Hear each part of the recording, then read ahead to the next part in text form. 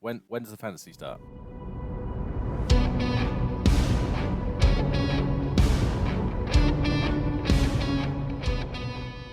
The henchmen are kind of in like a semicircle around the front of the bar, and you can see like light shining on the faces, and the rest of you at that point can kind of smell burning. Motherfuckers. One of the guardsmen at the south gate says if you want to get north, he recognises the cart from the previous day. He says if you want to get north, you have to go round the eastern side of the town and follow the path there. A woman hanging in a tree by her foot, swinging at it. So it's like a snare trap. She's hanging out of this tree, and she is just swinging at the rope with her like axe, trying to like cut herself down. There's a rather meek-looking man stood under the tree, trying to suggest better ways of doing it, and they're basically having an argument. Elias, you get a little tingle from the man. Ooh. He pulls out a small seal stamp. It's made of a dark yellow stone. Yeah, and he says to you, just please take this then.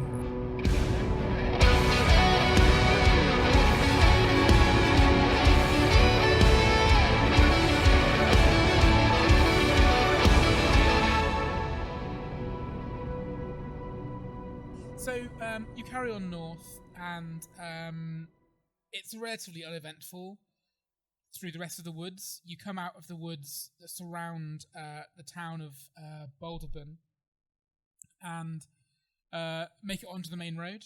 The road is relatively quiet. You expect that maybe that the north gate is still closed and people are waiting until the gate opens again to kind of head out of the town. And you kind of head along this main road, and you come to a crossroads, and it's completely desolate. It's kind of a staggered crossroads, so it's not a true crossroads really. It's just where four roads meet in roughly the same area. And there's a sign that says has like various different signposts on it, telling you where places are. If you care, obviously the one pointing north says the city, amongst other things. But there is also one off to the east and west as well. Any interesting place names? Yeah, so the one to the west says Shadowport, and the one to the east says the Wastes Watchtower and Port Amblin. The one pointing north points to the Windmill. What would any of us know about these places, if anything? Based on... So Shadowport is so named for the fact that it sits in the shadow of Blind Eye Peak. Mm-hmm. It's kind of the only port on the western side of the world, because kind of it's the western side of the world is either very cliffy or in the shadow of Blind Eye Peak, and people are kind of superstitious about that. Mm-hmm. Sorry, the Shadowport sign is then off to the west. Yeah, that's the western one, yeah. Okay. You then have the Wastes Watchtower, which you will know is kind of common knowledge again, that is a mage's tower that was placed there to keep an eye on the Salt Wastes after the Scorn Uprising, because the Scorn kind of live in the Salt Wastes more commonly than anywhere else. Okay. And then Port Amblin is one of the major ports on the eastern side of the country, or landmass, Talanos, and is the main place where the trade stuff from the Elven Forest gets like shipped round to. You get like boats coming out of the Elven Forest, going up to Port Amblin and dropping it off then, and then taking the route north to Bridgetown and then up to the city. Presumably then Port Amblin is almost as far away from us now as the city is. Yes. Mm-hmm. It might even be a little bit further. Cool. Okay. Yeah, so that's kind of all the stuff that's available to you. But as I say, the closest thing by far is the windmill, and that is the north direction that you're heading at the moment. Most of you, in fact, no, you won't have done, Johnny, because of the way you kind of went down country. But Elias, you will have stopped briefly at the windmill on your way down. It's kind of one of those places where you have to stop because of the distance it is from kind of everything else.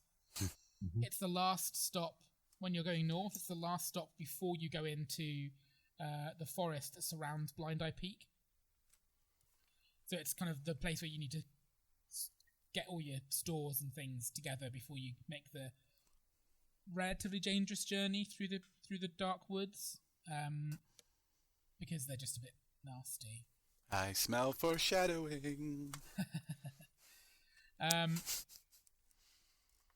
So that's probably the next place you'll end up getting to.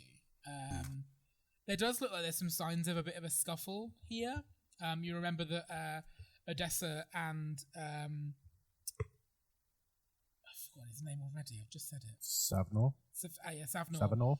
So Odessa and Savnor did mention that there was a kerfuffle happening with some dwarves, but you don't see any sign of dwarves currently. If they were here having a kerfuffle, they've moved on. They've kerfuffled off. They have indeed. You know, Johnny, that Grandel, that they're East Hills that are kind of to the northeast, unsurprisingly.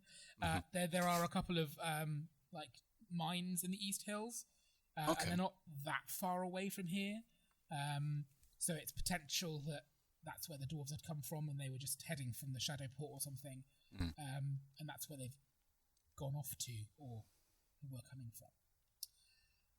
So other than the signpost and the crossroads, nothing really. You don't really see much on the way. The main thing that you kind of notice when you come out of the trees, basically as soon as you come out of the trees, that's where the crossroads is. And once you are out of the trees and the kind of cover of the woods that you were in that surround Boulderburn, the Blind Eye Peak just looms in front of you suddenly, almost like it comes out of nowhere. You weren't really that aware of it as you were travelling north up to this point, because it always seemed like it was quite far away. But now you're on the road that leads up to the woods that surround it. It feels a lot closer. And you kind of get like a little feeling of the fact that it's got some oppressive presence surrounding it. You can like literally see that it's dark, like around it. It's like midday where you are right now, but you can like literally see that it's twilight. Grandel takes a moment to stare back down the path that they've just come, just in case anybody's coming up behind them. Yeah, it is very much like that. It kind of freaks everybody out a little bit, I would imagine. But it's not enough that you would feel anything other than just big scary mountain with strange ancient magic surrounding it. It just don't feel right. Exactly. So I assume you all press on. Yeah.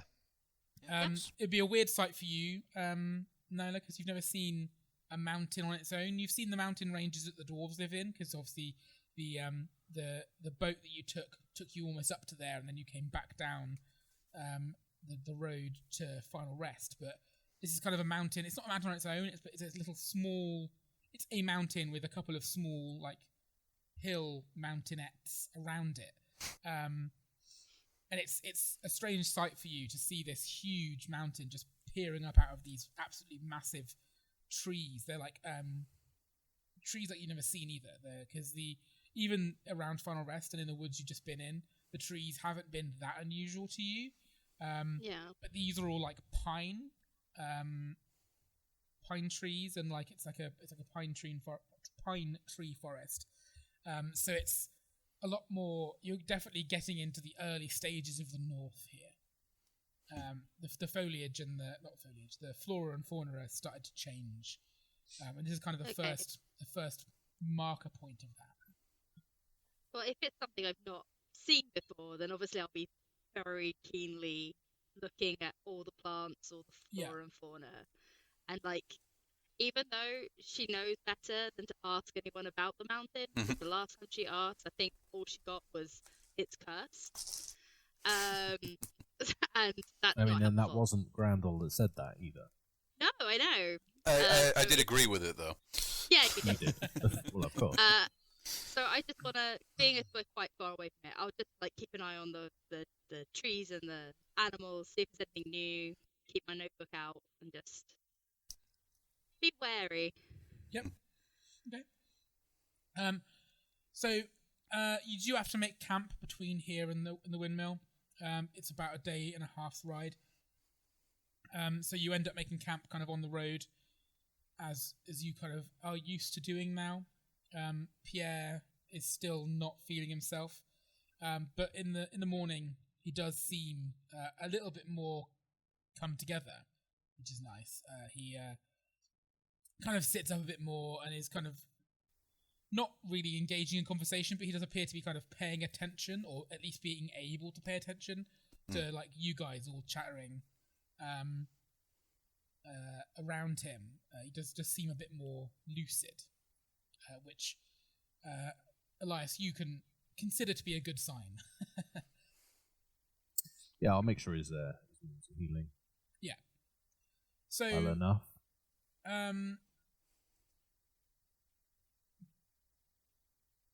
There's nothing, as I said, nothing happened. I'm not going to make you roll a watch because nothing happens that night. It's quite quiet on the roads at the moment. You are maybe an hour or two away from the windmill by now, and you can kind of see it in the distance now. It's a little bit out of the trees. It's like maybe a similar distance to the tree line that Gary's hut was back in Final Rest, and it's this very nice old windmill. There's like peering up from around like wooden fortifications that have been built up around it. Bits of the wooden like wall that have been built have obviously been torn. Well, I say obviously, look like they've been torn down and are having like brick walls built in their place, like around to like upgrade them almost. And there's quite a lot of people in this area. As you kind of approach and you get, within like shouting distance, you'll notice Grandel, definitely you'll notice, and Nyla you'll notice, but you won't necessarily understand. But you'll see that the people that are kind of working on the building of the stone wall and stuff, and just generally the guards on the gate, all look like they are city militia. These guys look like they are... Oh, actually, no, you'll get this as well, Elias, because you know what they look like. But you'll see they are city militia. They're definitely city militia. Like, they are... Obviously, this is an outpost. They are stationed here. And anyone who wants to do me general lore can, if they want to know a bit more about the history of the windmill. Because there might be some stuff you just know. I was I rolled 6. Great success. rolled the dice in a while, so why not? Oh, no, it's not. It's a 7. Oh, no, wait, no, it was. Sorry, it was a natural 1. I read it wrong. Natural 1. Great success. So you will both just know off the top of your head, like you'll remember this, is that the windmill is kind of a place of relative fame in like this region. The tales of this place has kind of gotten back to the city. And essentially it's a safe hold, like a stronghold almost, that people go to in times of need. So all the surrounding villages for quite a way, even the people of Boulderburn would probably head this way. Its full name is known as the Windmill on the Caverns. And the reason why it's called that is because underneath it is a network of caverns that can hold absolutely hundreds of people, like up to 300 people, even more maybe. There's kind of a potential rumour that it used to be a dwarven outpost, but that it looks too natural to be that, and a lot of people kind of poo-poo that idea. But it's essentially this like rabbit warren of caves and caverns that this windmill sits on top of. and it's a place where everyone kind of goes if there's like really bad like storms or things. Locals will go there. In the times of the uprising, the Scorn, that was kind of a common place for people to go to be protected and to be safe. Even now, if there's a Scorn warband that's seen travelling, people will go to the Windmill because it's kind of an easily defensible place, and they're always trying to make the place better. And they have stores as well there to make sure that almost like they're siege ready almost. So it's kind of a bastion of hope for people, and that's kind of what you know. So the fact that the guards around it are city militia, is that unusual for them to be this far out? No. So the city militia are now the closest thing that Talanos has to like a standing army. Right. So the watchtowers and the Windmill, which is now considered to be a watchtower, are all stationed by city militia. This is the most southern one that they look after. Essentially, anywhere south of here is considered to be kind of beyond the reach. And a lot of the townsfolk, like the people of Final Rest, if there was like need for them to kind of seek shelter, they would probably go to the dwarves rather than traveling north because it's just too far.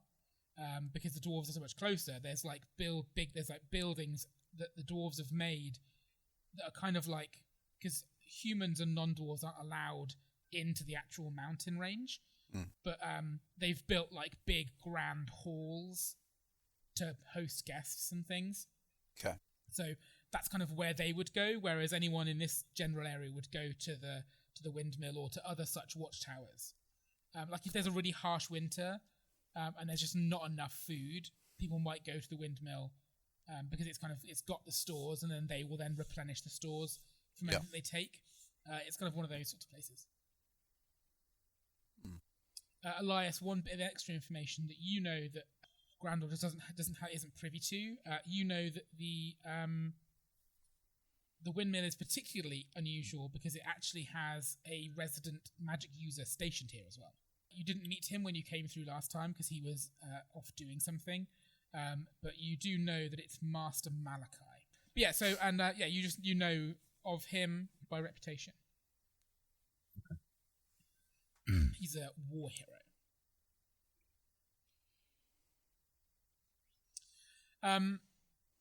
Was the Windmill being upgraded when I passed through last? Yeah, they were still working on the buildings. They were kind of working on. They just started the conversion of the what's the thing? What are they called? Walls from wood to stone. Is it literally just a windmill, or is it like lots? There of are like other outbuildings buildings as well. You can't really see those because obviously the walls. I see. Okay. It's like a little like stronghold essentially, but the windmill is like this really big windmill working as well. It's currently the mill is a working mill. The thing is turning. The sails are turning at least. Yeah, and you could approach if you'd like to. The road does go straight past it, so you haven't got to stop here if you don't want to, but it's there if you want to stop. What time is it? It's probably about midday. Elias? Yes, Nyla.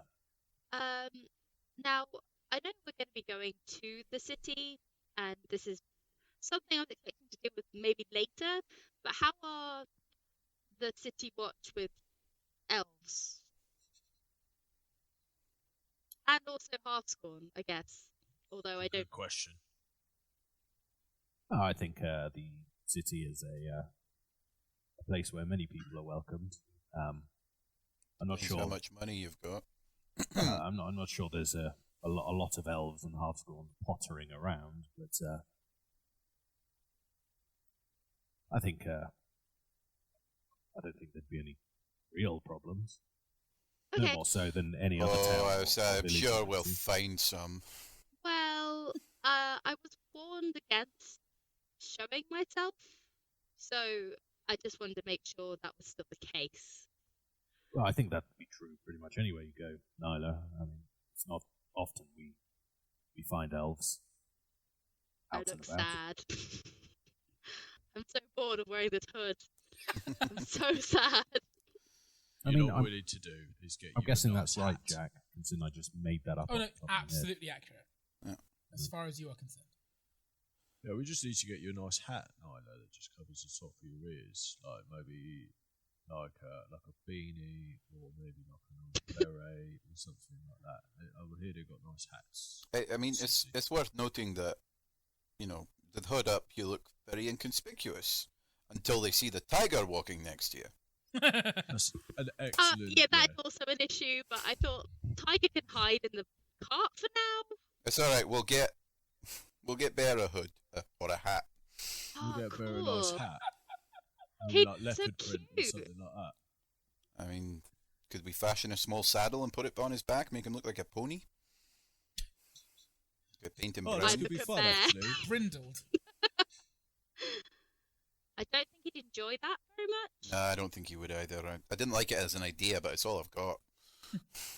At this point, one of the guards who is kind of at the gate will kind of shout, "Are you all okay over there? You've stopped for quite a while. Do you need some help with your cart?"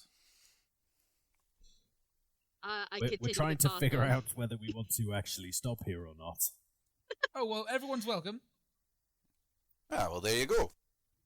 Question Perfect. answered. Might as well at least for like a little bit. I've never seen a woman before. Oh, if there's someone to get a decent meal that we don't have to cook, that'd be fine. Yeah. I wouldn't mind having a word with Malachi. I look up at the guy who's just shouted to us and go, "How's the food?" He shouts back, "Eh." That's pretty much what I expected, thanks. Yeah, let's have a little look at it, shall we?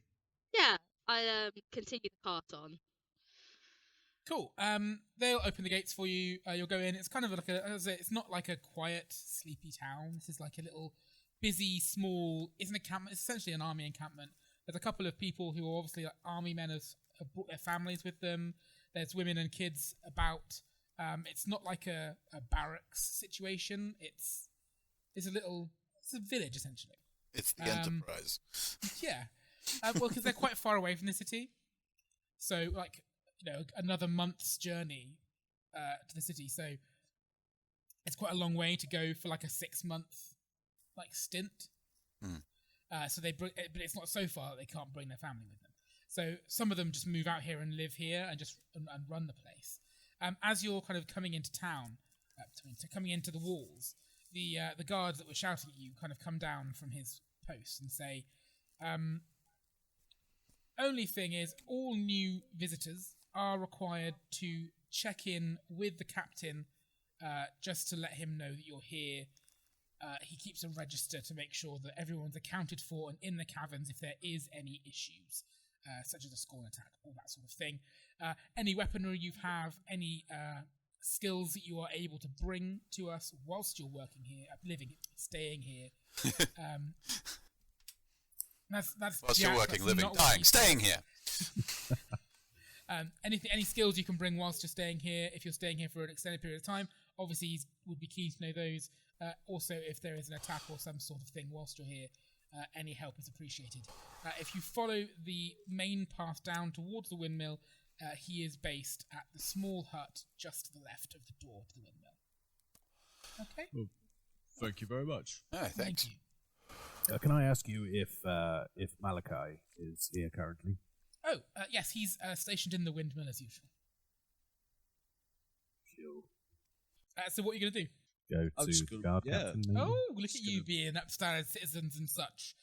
So yeah, you can quite happily find where this guy was talking about. It's pretty obvious. There is a man wearing full plate stood outside this little shack. He has a shield on his back and a great sword at his waist. Helmet under his arm. And he's kind of Best place for it. shouting at someone who looks very meek. Just like, I'm very sorry, I'm very sorry. And this man's just having a proper go at him. And then he looks up. Sorry, I'm just picturing Zap Brannigan and Kith. Yeah, kind of like that. Yeah, but like less, but the less alien and less idiotic looking Sexual. in the Less way stupid, of the captain. yeah. The captain looks like he's actually put together quite well. He's got like a fantastic handlebar mustache. Nice. And he kind of spots you coming towards him, and he goes, away. And the guy just kind of just sprints away from him. And he goes, welcome to the Windmill. You must be new, otherwise you wouldn't be coming to see me. Aye, that's right. We just walked in. We got to register with you, I understand. Yes, you do. Come on in. And he turns on his heel and goes into his little hut. And he just assumes you're going to follow him. Oh, yeah, follow him. Well, I'll get off the cart first. Yeah. Are you bringing Pierre with you? Do we have How to? bad is Can we he? just register him without him being there? Oh, I mean, you don't know. Gary, would you cradle Pierre like a baby? Bring him in. Oh, yeah. Don't bring him in not cradling him like a baby, mind you. Okay. So you go in. do that. He's the captain is sat behind a small desk. He kind of gestures to you to sit, and then realizes there's only one chair, so it's just shrugs. He's kind of put his helmet down on the table, and his sword is resting against the side of the desk, and he pulls out a little book. I say little book, an absolutely massive leather book. Flips through the pages and pulls out a quill and says, "Right then, I'm Darius, by the way. Hello, Darius. Name? Gary. It's Gary. Gary. He kind of second name? More name. Okay. Gary. And your profession, sir? Lumberjack. I guess. Lumbering. I'm between jobs. I'll put lumberjack ? Thank you very much. You, sir, and he'll look at you, Grandel. Yep, my name is Cragmar Brownstone. Cragmar Brownstone. Aye. I look at Elias. I'm sort of. And I'm trying not to look at anybody. I am a tinkerer. Tinkerer. Oh, well, Aye. Thank I you. take offence at the stereotype, but you know it's true. So Exactly. Nobody ever comes here and tells me they're anything other than a tinkerer or a smith. Frankly, I could do with something more interesting. Sorry, I got distracted. You there, the other fellow here. What's your name? My name is Elias Smith. Elias Smith. Ah, Smith. Finally. Are you a smith? No, Oh. What do you do for a living? I am an adventurer. An adventurer. yeah, because when you look at puts this that- group of people, the person you think of, oh yeah, that's definitely an adventurer. The guy in just robes. Yeah. Yeah. with Yeah, a not the guy with the spear. giant axe strapped across his back. The And I word, am actually the word a that- magic user, Darius. Oh, a magic. Okay, well, you will also have to go and register in with Master Malachi. He is currently in residence in the Windmill, so once you're done with me here, you can pop in to see him in there. Do you have an I order will. monk with you? I do not actually, no. Oh, unusual. On assignment from your master, I assume you're not fully fledged. Yes, Very I'm well. returning to the city. Excellent. Very good. And you there, Miss, is it? I can't really see your face. oh, yes. My name is Nilatria Flowing Guides. Right. And how do you spell that? With great difficulty. And Yeah. I'm just going to put N. And Nyla's fine. Nyla, well, lovely. And your profession, my dear? Hunter. Oh, hunter, useful. We have some very good stags and doe in the forest nearby. If you are bored this evening, we always could do with some more venison for the table. And who's this you're carrying? Oh, this is our friend Pierre. Pierre. Oh. Yeah. Technically, he's our boss. Yeah. Oh, I see. So you are... So, is he a merchant? I saw the caravan. He is a merchant, yes. Right, that makes much more sense. And you are escorting him to the city? Hey, that's the case. We ran into a spot of bother. He's still on the mend. He'll be all right. Yes, he does look like he's seen better days. Master Malachi may be able to... Maybe don't mention seeing things around him. It's a bit of a touchy subject. Oh, yes. I see the bandage. Master Malachi may be able to help. He has helped several people in similar situations with his various unguents and potions and things that he makes. I got really paranoid for a second there. You were going to say, like, magical healing and stuff like that. Unguents. Oh, yeah, that's fine. Lovely, thank you very much. If that's everybody, you've told me what your abilities are, skill sets, etc. Anything I should know about what's in Did the we leave Bear outside? I left him in the cart. Cool. Very well. I assume it's just his goods. Excellent. Yes. Aye. As exotic wares. Okay. That's not suspicious at all. If you go left out of here, past the... no, not past the windmill, because that's on the right of here. Left out of here, and then go down the street little ways, you will see the closest thing we have to an inn here, which is a little bar, and they will be able to help you get you sorted out with a room. We ask for a donation of a couple of silver for the evening if you're going to be staying here. If you stay here for longer, then we'll come to some arrangement regarding services that you can provide, hunting, tinkering, etc. But if you're going to be staying here for a short time, then we'll just ask for a small donation into the coffers of the windmill for times of need. Lovely. Well, thank you very much. If you ever need anything, do feel free to pop in. My door is most of the time open. If it's not open, don't bother me. Fair enough. Nice armor, by the way. Sorry, Jack. What was the name of the captain? Darius. Captain Darius Martinus. Nice. Yeah. Write that down. Nice armor, by the way. It's very shiny. You look dashing. Thank you. Just dashing. Yeah. Thanks. I like the bare chest. It's very...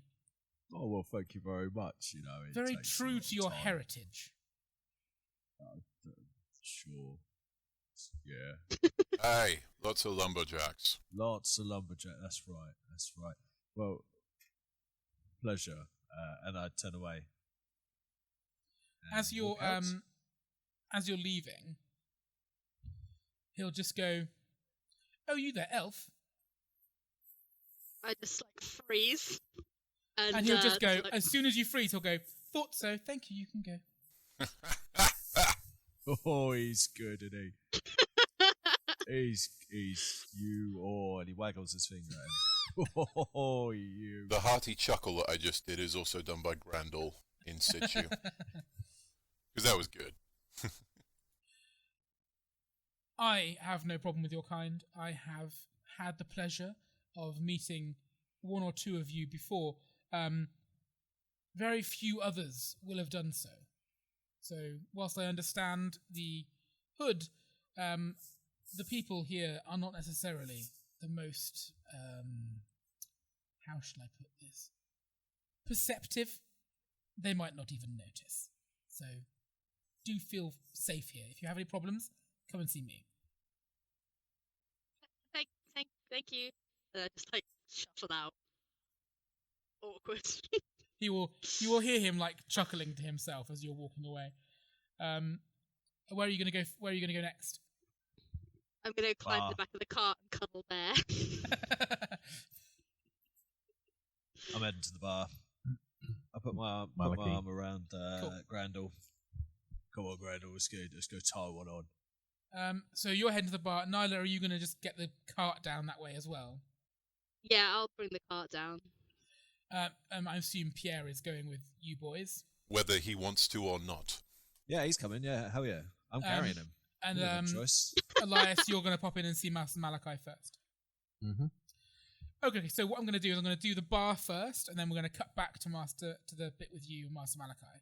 So, Grandel and Nyla and Gary all head down the road. It's very easy to find, as he said. It's not got a name or anything. It's just kind of very obviously a little bar. And you head in the door, and there's a kind of cheery atmosphere here. There's people kind of having some food, having a drink. As I say, it's early afternoon, so people are still kind of coming in from a morning's work to get their lunch before they head out for some more in the afternoon. And there is a little bit more of a variety here in terms of races. The bar staff are all human. Most of the people are human. There are 2 dwarves sat in a corner discussing something. And there is also a halfling who appears to be just going up to tables and talking to people. And then when they're just like, they wave him away, and he walks away disheartened until he sees another group of people who he runs towards and talks to, and then they do the same thing. And you'll Sounds notice like my dog. on his back he has got a lute. So you can go in, and the barman will smile and kind of indicate for you to get a table, and he'll send someone over type arrangement. Okay. In that case, we go sit down, I guess. Cool. Nyla, are you going in with them? I was thinking about it, and then I was like, actually, it's been a while since I've done any running around hunting. So I was just thinking how easy it would be for me to sneak Bear out of the cart and then into like the hunting grounds. You'd have to go through the main gates. Or okay. or scale a kind of a 10-foot wall. With a tiger. Yeah. And whilst tigers are good at climbing and jumping, they're not quiet wall. about it. Yeah. There is a limit. Yeah. I might wait till it gets a bit darker then, and then go for a bit of a hunt. So you're going to head into the bar for now. Okay. Yep. So the 4 of you can find somewhere to sit quite easily. Obviously, you've got Pierre with you. No, not just from a quick glance. Quick glance, yeah. I assume you're not staring at them intently. No, I'm not. But if I have any say in where we pick the table, it'll probably be the opposite side. Opposite side, yeah. I guessed as much. So within like a moment of you sitting down, that halfling has kind of appeared at the side of your table, and like smiles. He grins at you, and he says, "Copper for a story?" I don't really have any stories. No, I'm offering to tell you a story in exchange for a copper. Oh, right. Okay. Yeah, go on then. He'll kind of look at you as if to be like, "Give me the copper then." I give him a copper. He'll strum his lute, which he swings round from his back, and he'll say, "How about the story of Master Malachi?" Yeah, go on then. And he will say, "This is the story of Malachi the Ruinous." This is what they call him after the Scorn Purge 30 years ago. The stories say that he rode into the salt wastes with a small squad of the city's finest warriors. They fought their way through the horde, and Malachi challenged the chief to single combat, who was honour-bound to accept, or he would be seen as weak. The chief landed the first blow, his warhammer hitting Malachi square in the chest and throwing him a clear 20 foot. Standing and spitting the blood from his mouth, Malachi whispered a few words and dashed at the chief with inhuman speed. He swung his sword only once, and they say that when he stopped, the chief's head rolled from his shoulders. This display of strength was enough, they say, that the Scorn was stunned into inaction for long enough that the main camp could be razed to the ground by Malachi. who made the very earth shake the buildings to pieces, and for the battalion in waiting to charge in and purge the rest of the scorn. So, Wizard versus Scorn in one-on-one combat. Wizard wins, and then the town is razed to the ground. I feel like I've heard this before. I don't like this it. exact same thing happened to us, didn't it?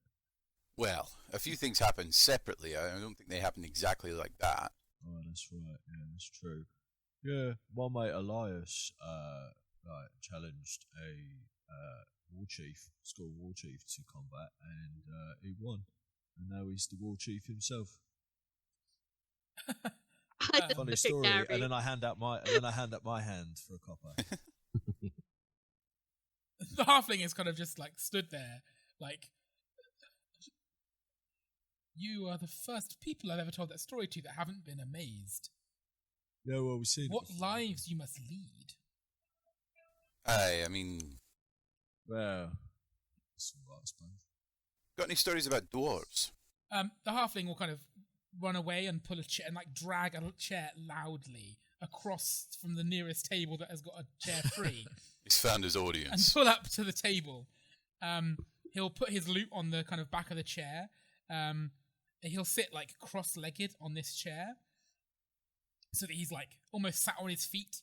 And he'll lean in and he'll say, "You must tell me more stories of the journey you have been through. Your experiences sound like they match even the Master Malachi's stories." Well, I don't know about that. It's, like, he sounds a pretty great guy, but my mate Elias, right, we got into this fight and he shot a dog. Honestly. Okay, that sounds less impressive. Not good. You should have seen that. Like, I'm not doing it justice. Like, it was the funniest. Honestly, mate, it's the funniest thing I've seen.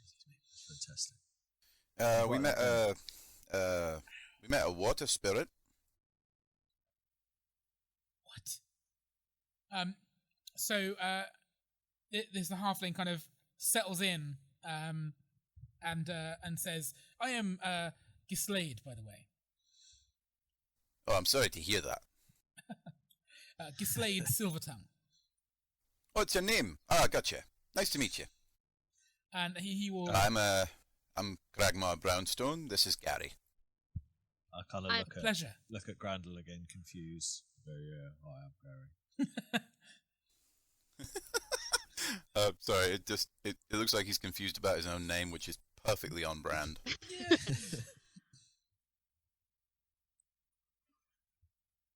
I pull my hood back and I say, "I'm Nyla." Like, this halfling's face, his jaw will basically Explodes. hit the table. He will just be like, You are Nyla. You are the most beautiful maiden I've ever seen in my life. And he will pull his Good luck, mate, but that line's never worked for me. he will pull his lute background and start just like playing like a song and like looking at your face and start like making up lyrics about you. Like that one douchebag at every party with an guitar. Basically, Yeah. Oh, he's got a guitar. Basically. I hate Jesus, that guy. hate it. and he'll just kind of he'll just sit doing that for as long as you'll let him. I know. As soon as he starts, I want to like grab the neck of the lute to stop the strumming, and just go. No need. Thank you, though. But the world should know of a beauty such as yours. I'm fine. Thanks, though. As you wish, my lady. Now, please tell me more of this water spirit. As soon as you've like pied him off, his attention is immediately back to Grandel, and he wants to hear more about this water spirit and the skeletons. Yeah. I think I take him through. I'm going to tell him the story of from when I met Elias and Gary and Nyla. Yep. Up to the point where we met the Scorn War Chief that we already told him about. I'm going to tell him that entire story, and I'm going to basically leave out everything that I did. I'm not going to mention myself at all. Yep. Okay. Awesome. So whilst you're doing that, we'll cut back to we'll just do a kind of a you don't want to boring listening for everyone to hear you tell the story of the last Retell the 7 entire episodes. That's why I described it rather than actually Yeah. doing It's a it. test of how well Johnny remembers the first 5 sentences. So we'll cut back to Elias. So you kind of watch the guys wander off towards the tavern, Elias, and you head towards the windmill. The door is closed. Do you go in? Do you knock? What are you going to do? I'll knock. As you knock, you'll just hear, "Come in." I will do just that. The door opens and you'll see a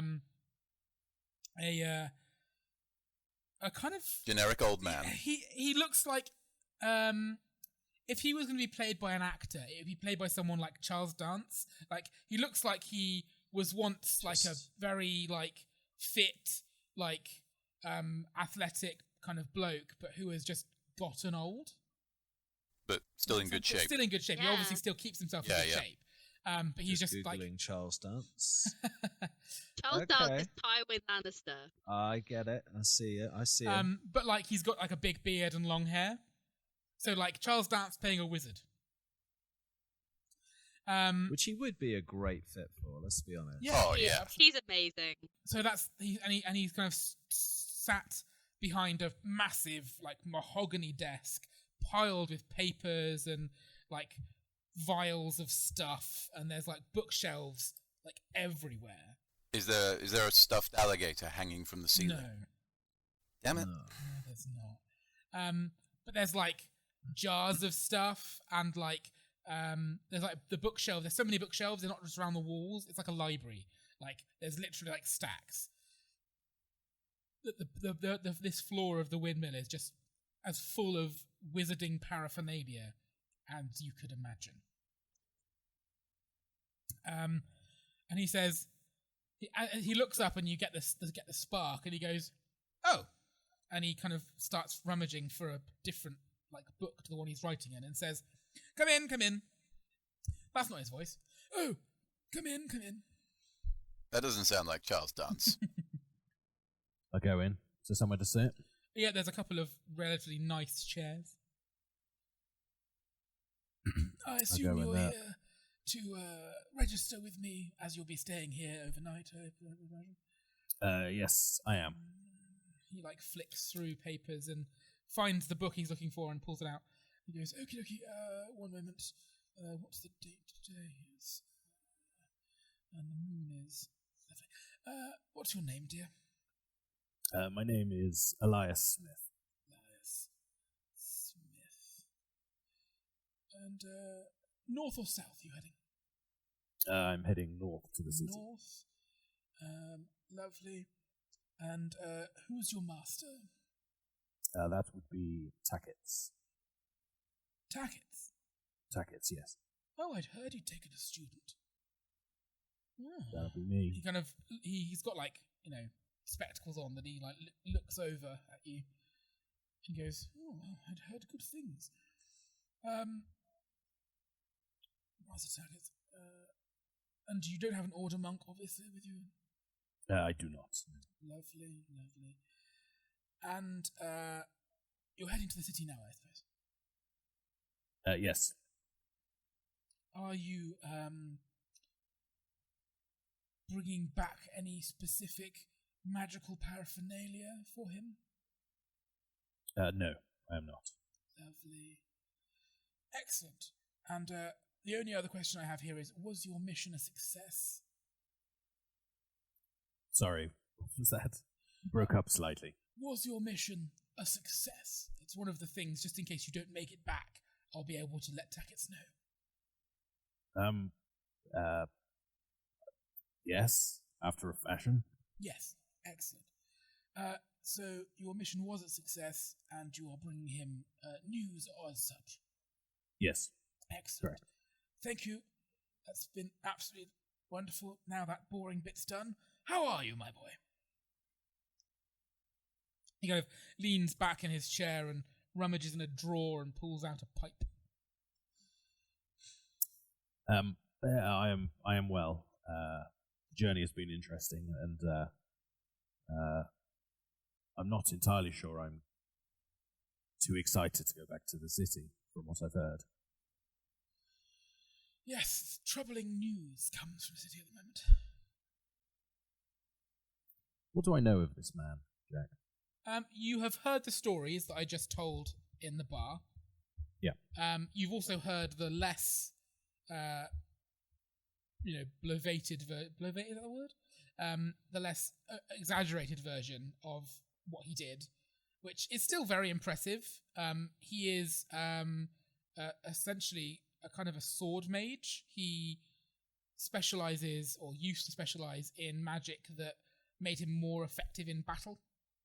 Mm-hmm. He kind of doesn't really. He's sword fighter who enhances his weaponry with magic and enhances himself with magic.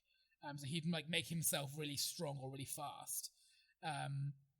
And you know that he did in fact also manage to cast a version of Unchain the World Ender on the Scorn town, which is quite a feat. It's quite a difficult spell to cast. He managed to do that on the Scorn encampment, which did raze it to the ground. And then since then, as a reward, he was stationed here, and he is pretty infamous amongst the magic users, and the Magic Users Guild for refusing to have order monks assigned to him as kind of like to look after him, because the logic behind having an order monk has always been because when the magic fails, they are defenseless, and he has always been a case of he's always been able to say, well, I'm not, I'm actually probably just as deadly. in a corner, I'm just as deadly with a sword as they are with their fists, probably more so. So he just refuses to have them. So that's kind of the reason why he's a well-known person. And you know that his teacher, he was the final student of Archmage Theobald. Okay, all right. So that's what you know of him. Just in general, that's kind of like relatively common knowledge for somebody who kind of knows magic users like you do. So what exactly have you heard about the troubles in the city? Well, my communication has become less frequent. Master Onek used to write to me very regularly, and he has stopped doing so, which concerns me because he is a fantastic letter writer and always very, very good at keeping in time and things. So it concerns me that he has become less regular. I have not heard from Theobald in a long while, and the rumours coming out of the north are that the presence of the order monks have become more pervasive than ever. Do we have any indication as to what set them off? I do not know. They are scared of something, but I don't know what. It all happened after that bloody trip north that your master took. Set everyone on edge. Let the old stuff stay buried, I always say. Does concern me about returning. Yes, but it must be done. I was told you could potentially help one of the people I travel with one of his wounds. He seems to have lost an eye. Oh, yes, since the purge, I have been, and it's one of the reasons why I communicate so much with Master Onek, actually. I've been trying to learn some more of the sympathetic magics, herbs, healing, elixirs, unguents, that sort of thing. And lost eye is a difficult one. There's a great chance of infection there. Did you clean I've done what I can to keep... yes, I've been keeping it clean. It seems to be healing relatively well, but the supplies are quite limited on the road. Yes, I can imagine. If you bring him here, I do have some herbs that you could pack the socket with that would help with the prevention of infection. I also know a man. He's not anywhere near here, but he may be able to help with some sort of replacement. That definitely sounds like the sort of thing Pierre would be up for. Yes, he's an artificer by trade. One of the few I'd actually trust to give me something if I'd ever lost a limb. They're normally a bit crazy, to be honest. This fellow, though, What is this gentleman's name? I'm just looking through my notes now. I'm absolutely appalling with names. Roderick. His name is Roderick. Fantastic. Do you know where he would be located? Last I heard, he had travelled down towards Final Rest. Do you know the place?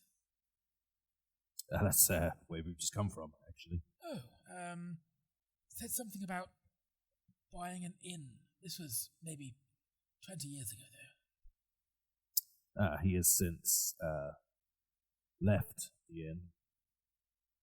Oh, that's a shame. Something about wanderlust, if I remember correctly. Oh, how strange. Not something the half-score normally struggle with.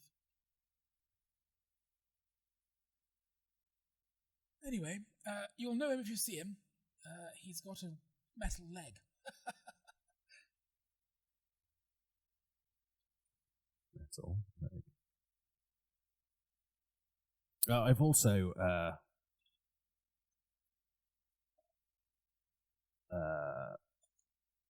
I wouldn't like to say rumours, but I've heard tales of a certain person or creature down south that's been offing magic users. Oh, the Crow Man. The Crow Man. Is there any truth to these? I do not know, my child. I do not know. But the rumours have filtered their way up to me as well. Some months ago, a fellow, I forget his name, one of the Order monks, seemed actually okay for an Order monk, to be honest, popped in to see me on his way south to investigate the rumours of a Crow Man. And, yes, I've not heard from him since, so God knows what happened to that one. But, yes, I don't know. He had gotten back to the city at the very least. Yes, we did bump into the gentleman. Alsmo, if I remember correctly. I couldn't tell you.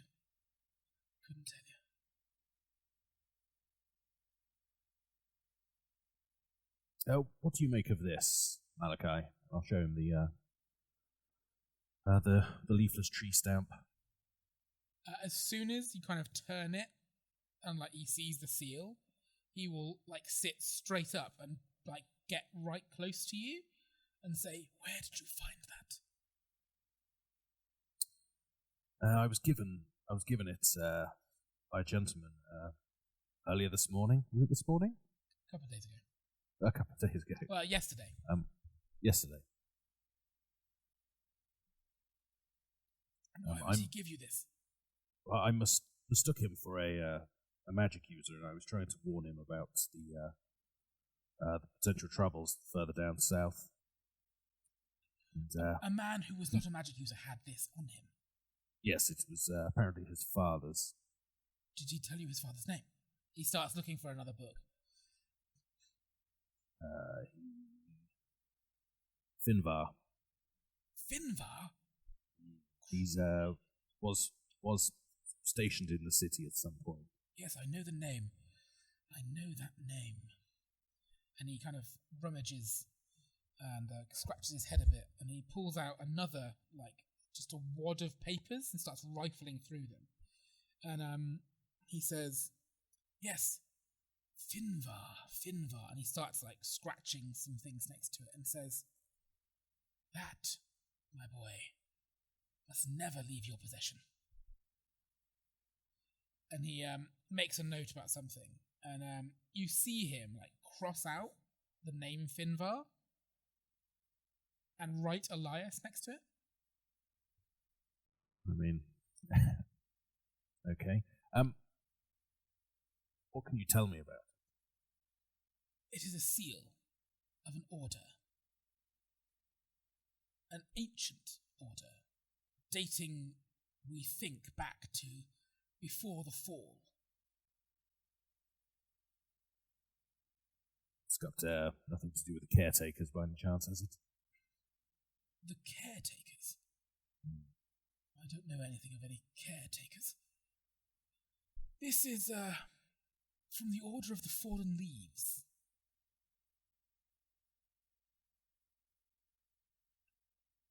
They were secret keepers, hoarders of knowledge. It is only through their writings and their works that we have any knowledge of the higher magical arts. Even within their own writings, they do not explain who they are or what they are. The few of us who have managed to glean any knowledge from the writings of the Order, have taken it upon ourselves to take up the mantle of the Order. We have found, across the years, that the people who end up with the seals are meant to have them. They are people who will have, or do have, secret hidden knowledge. So you, my boy, either you know something that no one else in the world does, or you will. I mean, I have been keeping quite extensive notes of the adventure so far. They're probably in some of my chicken scratchings. Good. I have one last question. Please, ask away. Does the name Astiographis mean anything to you? Astiographis. He puts his hand, into his robe, and you kind of see, he's got, a chain around his neck, and there's, you kind of think you see the kind of very top edge of a stone that looks like it's the same yellow colour as the seal you've got. And he says, Astiographis. And he closes his eyes and he focuses. And, at least that's what it looks like he's doing. And you kind of get a wave of magic off of him. It's like an aura of magic starts kind of getting around him. And he says, the Lady of the Lake, once a nymph, now salt. Yes? Yes. She died years ago, turned to salt with the lake at the folly. How do you know this name? Because, interestingly enough, we actually met her. You, my boy. Every time you speak, something more impossible comes out of your mouth. What do you mean you met her? She's a deity of sorts. It was quite by chance. We were searching for some herbs to help some wounded villagers. When we stumbled upon what would be described as a garden, I guess, and she presented herself to us. You boy, you are obviously meant for more.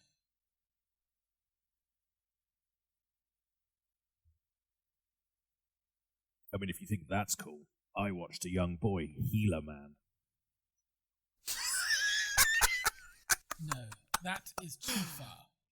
Well, I saved the best for last. I said one last question. I said nothing about statements. You saw healing magic. Yes. This is what I need to report back to Tackets when I get back to the city. That is not something I'll be writing in my book, I can tell you that much. I can assure you it is very true. Do not speak a word of this to the Order. No, if it wasn't for your connections to Theobald, I'm not sure I'd be telling you, quite frankly.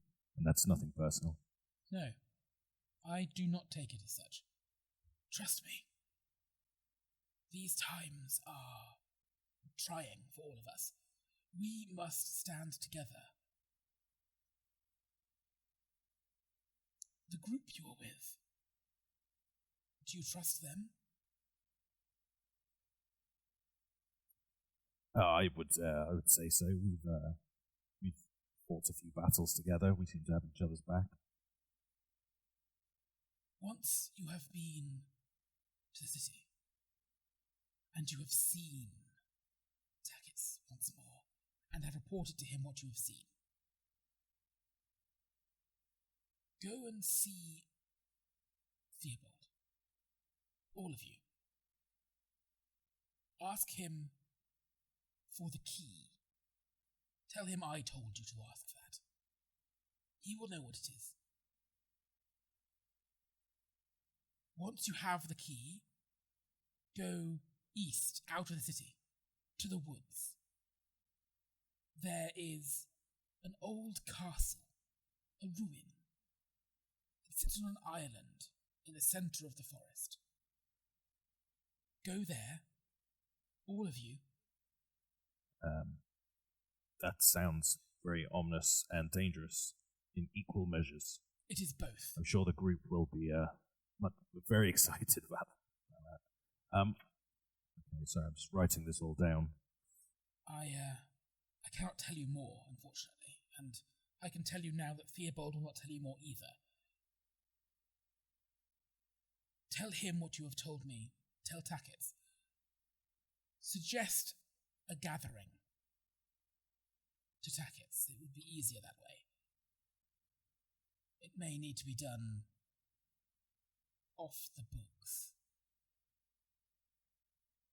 The Order, they will not like this. No, I'm very sure they will not. There was some trouble brewing when I left, and it sounds like it's only getting worse. At this point, there is a commotion outside. And we will cut back to the inn. So, you have told this story to this halfling who has just been absorbing every single ounce of it. And he started like playing around with tunes as you're telling him the story to like kind of, and like catchy hooks for like bits of the story. He particularly enjoyed the bit about the Lady of Salt, and the fact that the Scorn war chief was a woman. He was just like, what? And you can kind of see that part of him wants to go and find her, especially seeing as she's still alive somewhere. And he's just like, this is all crazy. And as you get to the end of your kind of your little tale to him, you hear a commotion coming from outside. What does it sound like? As you may guess, both of you are hearing the same kerfuffle. It's running and shouting, and like you hear like the clanging of like metal and like shields and swords and stuff. I can't remember what the phrase you used. Straight out there. Yeah, I can't remember what the phrase you used was, Johnny, last episode. But you said something along the lines of weapons-based kerfuffle, but it's that.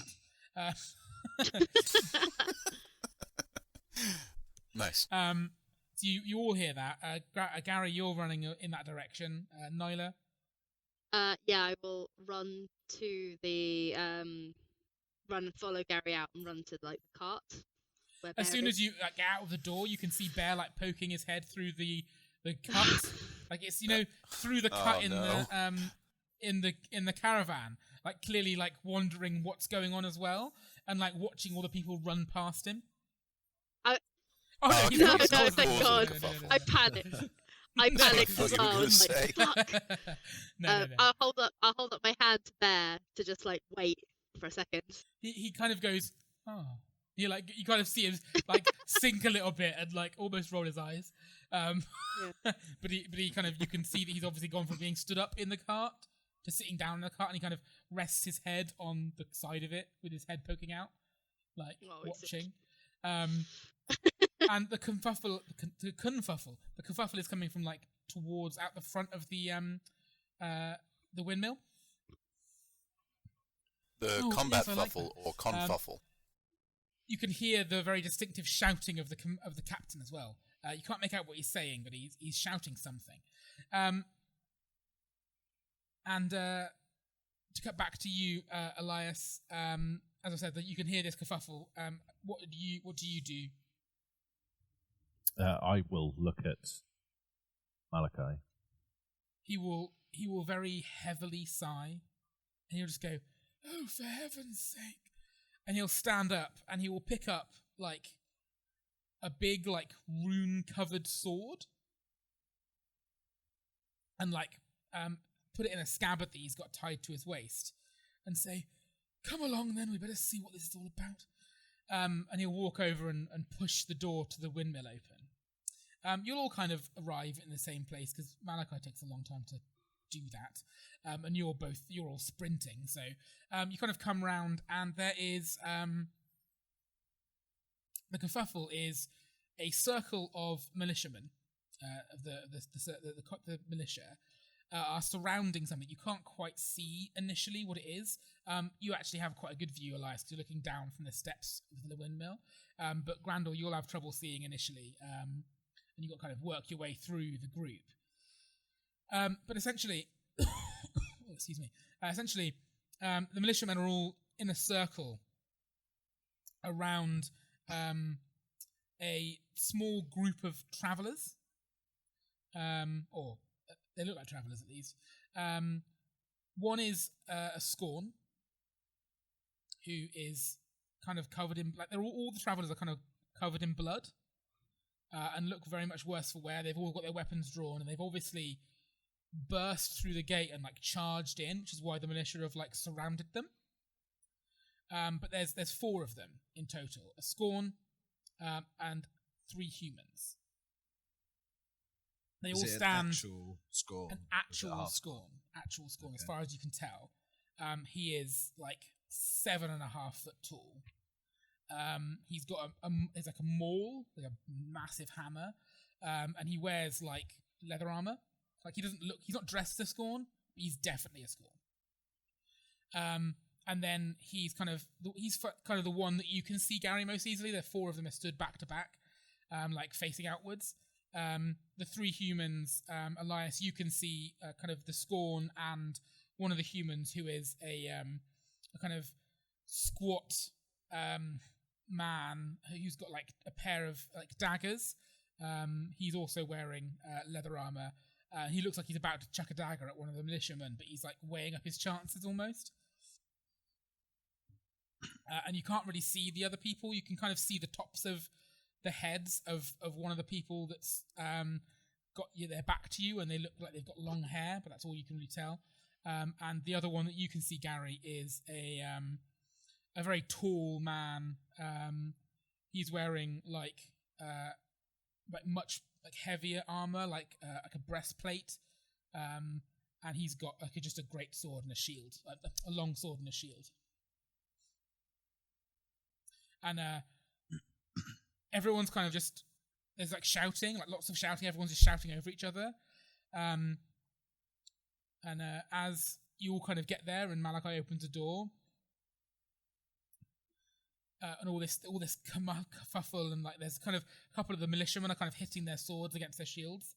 And when the windmill door opens, Malachi just says, "What is going on?" And that's about as loud as he says it. And all of the militiamen are immediately quiet. Like, they all just stop shouting. like all of the ones that notice him stop, and then all of the ones that see that people have stopped immediately stop as well. Even the captain kind of turns on his heel and stands like sideways on to him and just like stands to attention almost, which is weird. You all kind of think that's weird because Malachi is not there as the leader. He is there as a kind of a what's the word? An advisor almost. He's been stationed there as the magic user for the battalion rather than the leader of the battalion. But the captain obviously treats him as the leader of the battalion, you kind of guess from the way that he's acting now. When the kind of the militia like kind of calm down and stop like shouting as well, these 4 kind of blood-soaked travellers will also kind of slightly relax, but they also have their weapons raised. And the man in the breastplate and with the shield will turn, kind of break the formation that they've all got, and will step round his companions and say to the captain and to Malachi, "Dreadfully sorry to have burst in, but we are being pursued. The Scorn are coming. They're the threat, not us."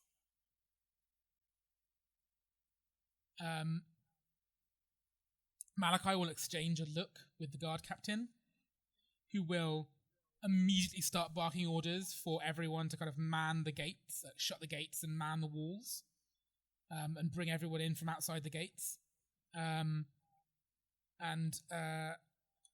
Malachi will turn to you and say, "Elias, come, help me greet our new guests. I don't think that there'll be any trouble." And he kind of slowly walks down the stairs towards them. And obviously with the militia kind of leaving, you can get up to the group as well, the gathering of people. There's obviously the 4 of you. Pierre, you've probably just left in the par on his own with the halfling. Actually, no, the halfling followed you because it's potential for a story. So he's kind of like hovering around you, Grandel, because you've given him the most information thus far. So there's the 4 of you, the halfling you're with, and then Malachi and the guard captain has kind of, he's walked off as well. He's not like out of range almost. He's like kind of hanging back from the gate, but he's definitely just leaving it to Master Malachi. Malachi will say, "How many Scorn? And why have you come here? Why didn't you tell the people on the gate what has happened? And whose blood is that?" The very well, the kind of the guy in the best in the armor will say, "Me and my friends were traveling along the road. We were set upon by Scorn, a scouting party. We think we managed to overcome them with the help of this woman here who joined the fight. And at my suggestion, we decided to flee here because we heard the sound of a warband coming towards us." Nyla, you've got pretty good passive perception, right? Yes, I do. As you kind of are looking at this group, the woman that's with them turns like her gaze away from the gates now that they've been shut, and you'll notice it's actually Wise Swan. I instantly take a deep breath in, and I walk towards her if I can. Oh yeah, you can kind of walk towards you. Some of the like the guys will look at you a bit odd, like who are you kind of thing. But they're kind of more interested in talking to Malachi, who they're just kind of talking about the kind of a play-by-play almost. And Wise Swan will notice you and say, Nylathria. It's a pleasure to see you again. I had a feeling we would meet each other on the road once more. Yeah, you called it. What's happening? Oh, a Scorn attack. You seem pretty calm. It is unsurprising. After the attack on Baldwin, this was the most logical place for them to attack next. What can we do? Can we stop them? Are there enough to like break their defenses? I don't know. I haven't got a lot of experience dealing with the Scorn and their tactics. My new friend here may have some insight, but I am unsure as to how they will attack. This place's fortifications seem to be good. The men, the militia, look like they are well armed and well prepared. And if anything I've learnt in this brief flight from Matteo here is, and to go by, the mere name of this Master Malachi may be enough to scare the Scorn off. Well, let's hope so. Last time we met them, it didn't go great. I'm gonna is there what's the thing? Like a walkway to look over the wall or anything? Yep, they're kind of classic walls in terms of like palisade walls. Yeah, they've got like a wall, a walkway you can stand on for like archers and stuff to fire over. So yeah, that's definitely something that you can like head towards if you want to be on lookout. Yeah, I'd like to keep an eye out. Okay, you head in that direction. I'll nod my head at White Swan, and then I'll like run to the. She will kind of nod her head, slightly to the side as you do that. She is like literally covered in blood. Oh, like all four of these people are absolutely covered in blood. It's like obviously starting to dry as well, where they've been like running full pelt, like down the road. None of them look very nice, like at all, and they kind of smell a little bit. So yeah, as I say, this guy whose name you now learn is Matteo has been talking to Malachi about the Scorn and like the number of them that they killed, the scouting party. So he's kind of said to Malachi that they killed 10 of them, which is about the size of a scouting party, in his experience at least, and that he heard the sound of a warband. And from his dealings with the Scorn at least, it sounded like there was probably over 100 of them. That's a lot of Scorn. Malachi will say, "Thank you, my friends. I must see to the defences. Will you fellows help these men and women to the inn where they can clean themselves up? If there is a warband incoming, we will need everybody at their best, and I fear that being covered in blood is very rarely at your best." Darius! Good one. And he kind of walks towards Darius, and they have a discussion. And he leaves you with the 4 people. Yes, I think we should maybe get you guys cleaned up. I hardly think that's particularly important. Oh, yes. Hello. What was your name? It's Gary. It's Gary. Gary, yes. Hello, nice. Gary. This is Matteo. You are friends of Nyla, I understand. I don't know your names, apologies. This is Matteo. She kind of gestures to the man in the breastplate. What, mate? He nods curtly at you. This is Alfred. It's the kind of the short bloke with the daggers, who's now put the daggers away. I was hoping that was the name of the Scorn. Alfred. And this is Grindel. And the Scorn smiles, and he's kind of like the bit is kind of his teeth stick out a little bit, like his like little tusks stick out, and he kind of just smiles. He like proper grins, and he's kind of like the first person you've ever met, Gary, in like polite society, or in his society at least, that's taller than you, and he just says, "Pleasure." What, mate? What was his name again? Sorry, Jack. Grindel. Grindle. Kragmar. Pleased to meet you all. Oh, And this is Glizade. He's a bard. At which point, as soon as you say his name, he like hops forward and does like a really over-the-top flourishy bow and says, "Glizade Silvertongue at your service. I would love to hear the tale of how you defeated the Scorn." There's no way Silvertongue is his last name. I'm just saying. Anyway, let's get these guys in a bar. I feel like I taste a fight coming. I taste You it. wouldn't be wrong there, I can tell you that much. Excellent, excellent. That's Alfred talking there. He strides towards you, and he kind of looks you up and down, Grandel, and nods in a way that tells you that he's like, "I've got your number," type thing.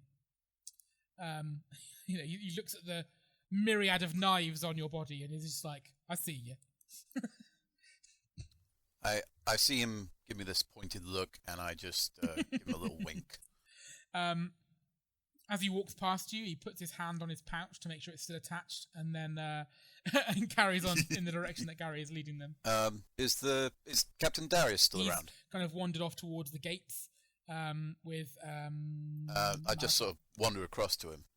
Captain, if we've got a fight coming, we're all supposed to help out. I don't mind that, but I just wondered if you've got any crossbows or hand crossbows or anything like that. I've not really got anything ranged, and I'd rather stand up on the wall and shoot people rather than get involved, if you see what I mean. Absolutely. If you head down to the chap, the meek-looking one I was yelling at when you arrived, he'll be able to outfit you. He's our quartermaster. He'll be able to point you in the direction of where you can get a crossbow from. Fantastic, thank you. The meek man is called Jeremy, and he will indeed give you a crossbow, a light one, and a kind of bundle of bolts. Awesome stuff, thank you. At the bar, Pierre is being fussed over by some of the local ladies, because he's obviously just a relatively wealthy-looking man with an injury. They're mothering him is what I mean. They're not like gold digging. But he's being mothered at the moment, so you kind of just probably think he's probably best off where he is. The barman will kind of say, "Troubles brewing, is it?" Typical. If you need to get washed up, you can use the bath upstairs.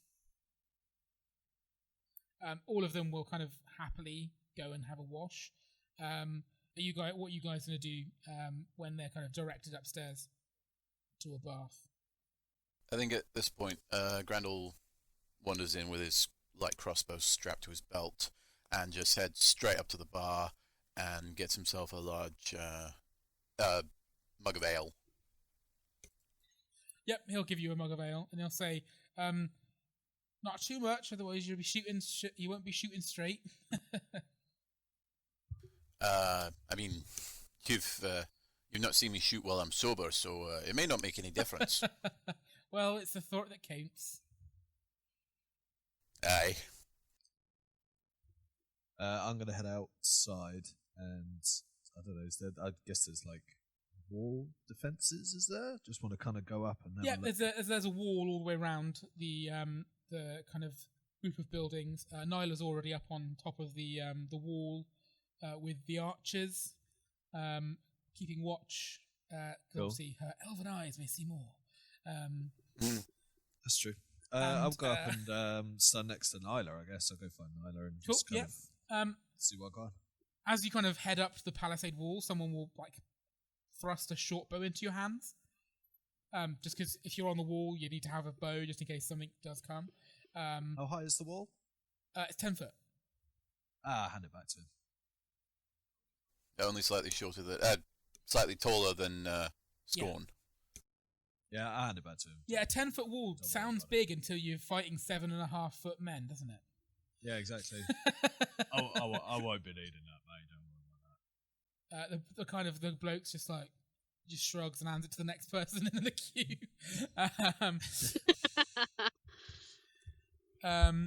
You can get to Nyla pretty easily. She stood there. Nyla, you've been stood there for a little while. The men up on the wall are all kind of looking at you a bit weird, giving you a bit of side eye. One, you've got a much nicer bow than any of them do. Yeah, hell yeah, and two, you're like a beautiful woman, and the kind of you're also relatively clean compared to most of the ladies in this particular place, because most of the ladies in this place spend all their days doing masonry with the other militiamen. And when I say militiamen, it is like men and women. It's just not one of those ones where the men are the army and the women are the not army, as it were. That's the two Technical sides of coin, terms. I also have never put my hood back up because there was such a kerfuffle. There was, and they're all gonna look at you like, "Wow, she's pretty." But no one's called you I'm an elf. not or that anything. pretty. Like even an ugly elf is beautiful compared to a human. Yeah, you're gonna have the glow of elven Yeah. about you. Oh, I see. So like even ugly elves Completely distracts from the giant wart on Yeah. your nose. Like it's one of those. It's a stereotype, but it just is like you're just kind of you're a fairer race. And you can be kind of like not particularly charismatic, but still be attractive. Yeah. Like once you open your Fair mouth, enough. they're just like, oh, maybe not. I'm now picturing myself as Kate Blanchett, but Yeah, sure, yeah. I think I'm reaching there. What, beautiful but an asshole. I mean, still good. Yeah, I mean, Oh, that is arguably. pretty damn good.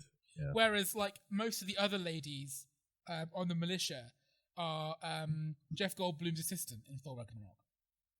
You're just gonna say Jeff Jeff Goldblum. Goldblum. I thought you were going to say Jeff Goldblum. Would have been Also, amazing. I'd have still liked good. that. That'd have really enhanced the fantasy. So Yeah. Nyla, a whole bunch of men, and then a whole bunch of women who, for some reason, are just going, yeah, Yeah, oh, well,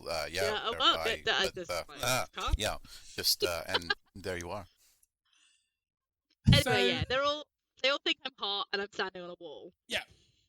Are you doing that elven thing where you're stood like on the wall and they're stood on the shelf behind the wall? No, because that's stupid. All right, There good. he is. What you're saying is you're not Legolas. That's fine. What I'm saying is that anyone can fall off a wall. Yeah, you're not wrong.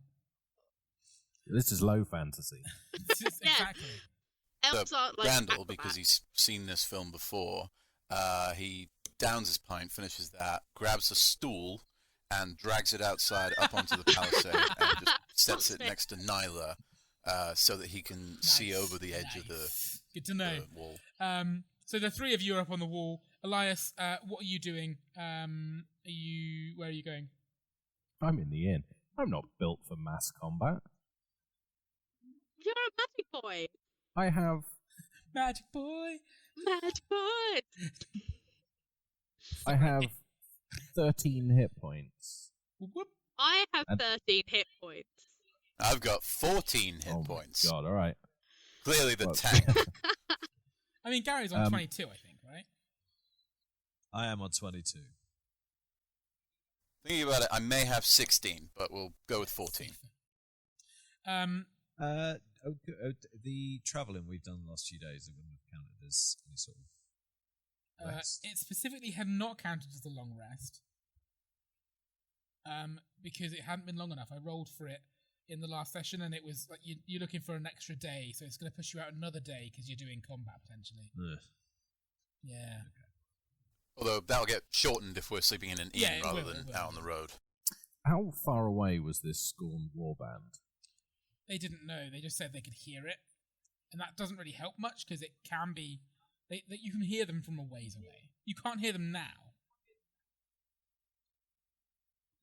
No ominous dust cloud on the horizon. Currently. Cool. So what? Sorry, what were you doing, Elias? Oh, see, it's a good question. Hiding. Yeah, I think I might be in the inn. That's fine. No, do you know what? No. I'm not an idiot. Just a coward. I will stay down below, like below the wall. Yeah. So nothing can see me and kill me. But I'll be running like ammo and weapons and maybe dragging wounded people off as and when that happens. Yeah, cool. Once you kind of head towards the wall, you are like immediately like grabbed by a boy who says that Malachi wants you at the gate. Ugh. Have fun hiding. Ugh. Okay, take me to him. He just leads you to the gate. Malachi will say to you, "Good, they found you. Help me put the wards upon this gate. It will hold much longer if we protect it magically." I trust you know the incantation for none shall pass. See, I thought you were making fun because obviously it's Yeah, No, that's that's literally the name of the film. The name of the It's spell. actually the name of the spell. I know of it.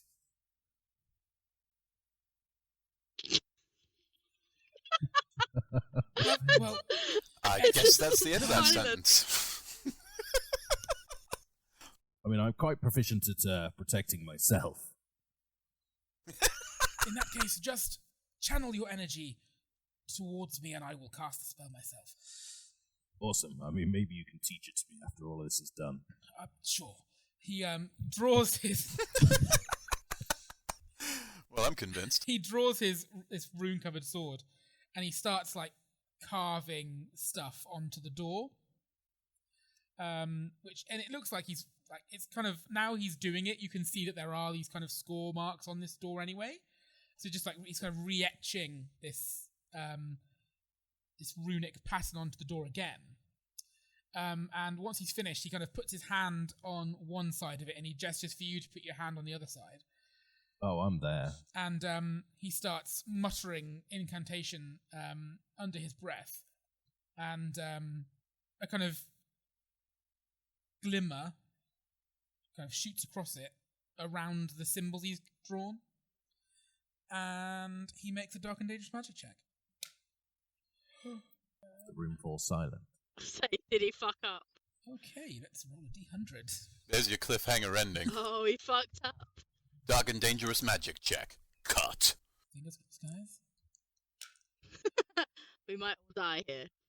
At least the three of us are quite a way away. The wall falls down. An army of scorn just materializes. Okay.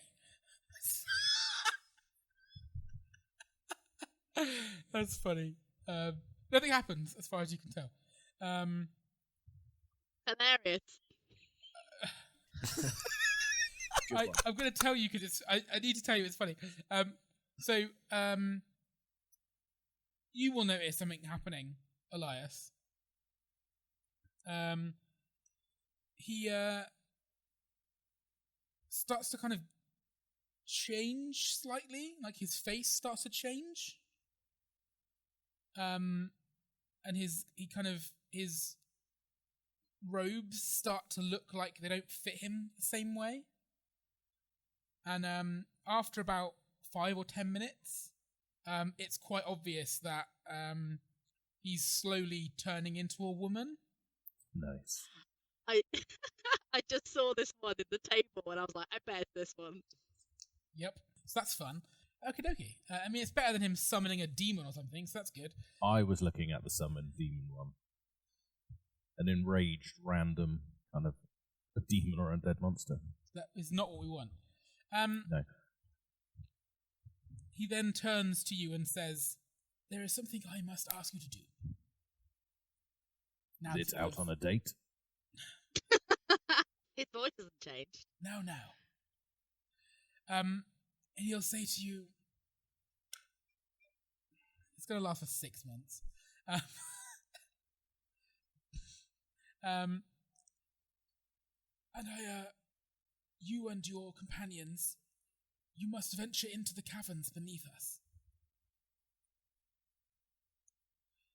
They have not been as safe as we would like, and I would like to have the option to retreat there should the scorn begin to overwhelm us. Would you be willing to do that for us? Sure. I mean, it can't be any more dangerous than the 100-odd scorn that's approaching this way, so...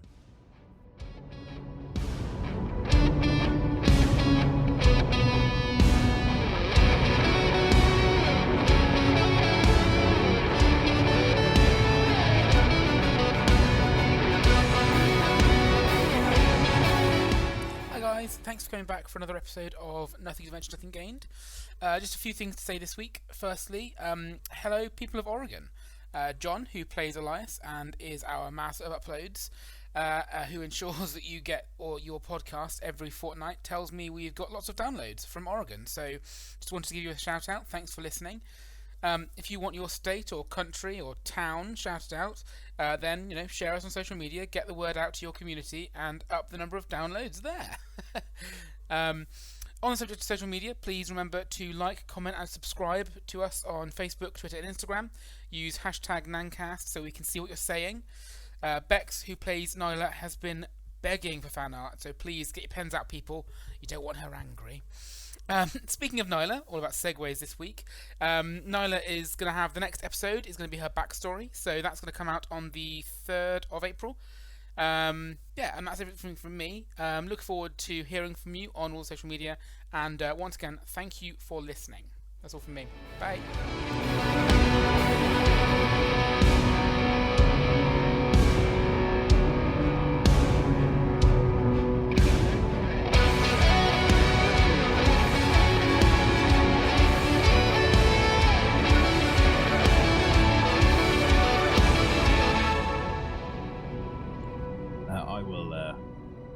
I will gather the party and venture to the caverns. Are you all okay with that? He just picks you all up and starts walking towards the caverns. I mean, I'd like to see him try. Is Malachi still with him, or is Malachi at the gate? Malachi is staying near the gate. No, I mean, what do we know about these caverns? Like, for instance, are they cursed? I mean, there is a possibility. You're supposed to say no immediately and without hesitation. I mean, otherwise. I mean, you can stay on the wall if you like, but I kind of almost have to do what this man tells me to. I mean, I'm a dwarf. I don't mind going underground, but what are we going to find? Do you have any idea? Did you even ask? I mean, I don't think it would have changed my decision any, and in some ways, it's better not to know. Is entirely immaterial to answering my questions. I don't care if you plan to do it or not. I'm deciding whether I'm going to do it. I think you said something about puppy dogs and fluffy kittens. Do you know how terrible a liar you are, or do you think you're doing really well? Gary perks up immediately.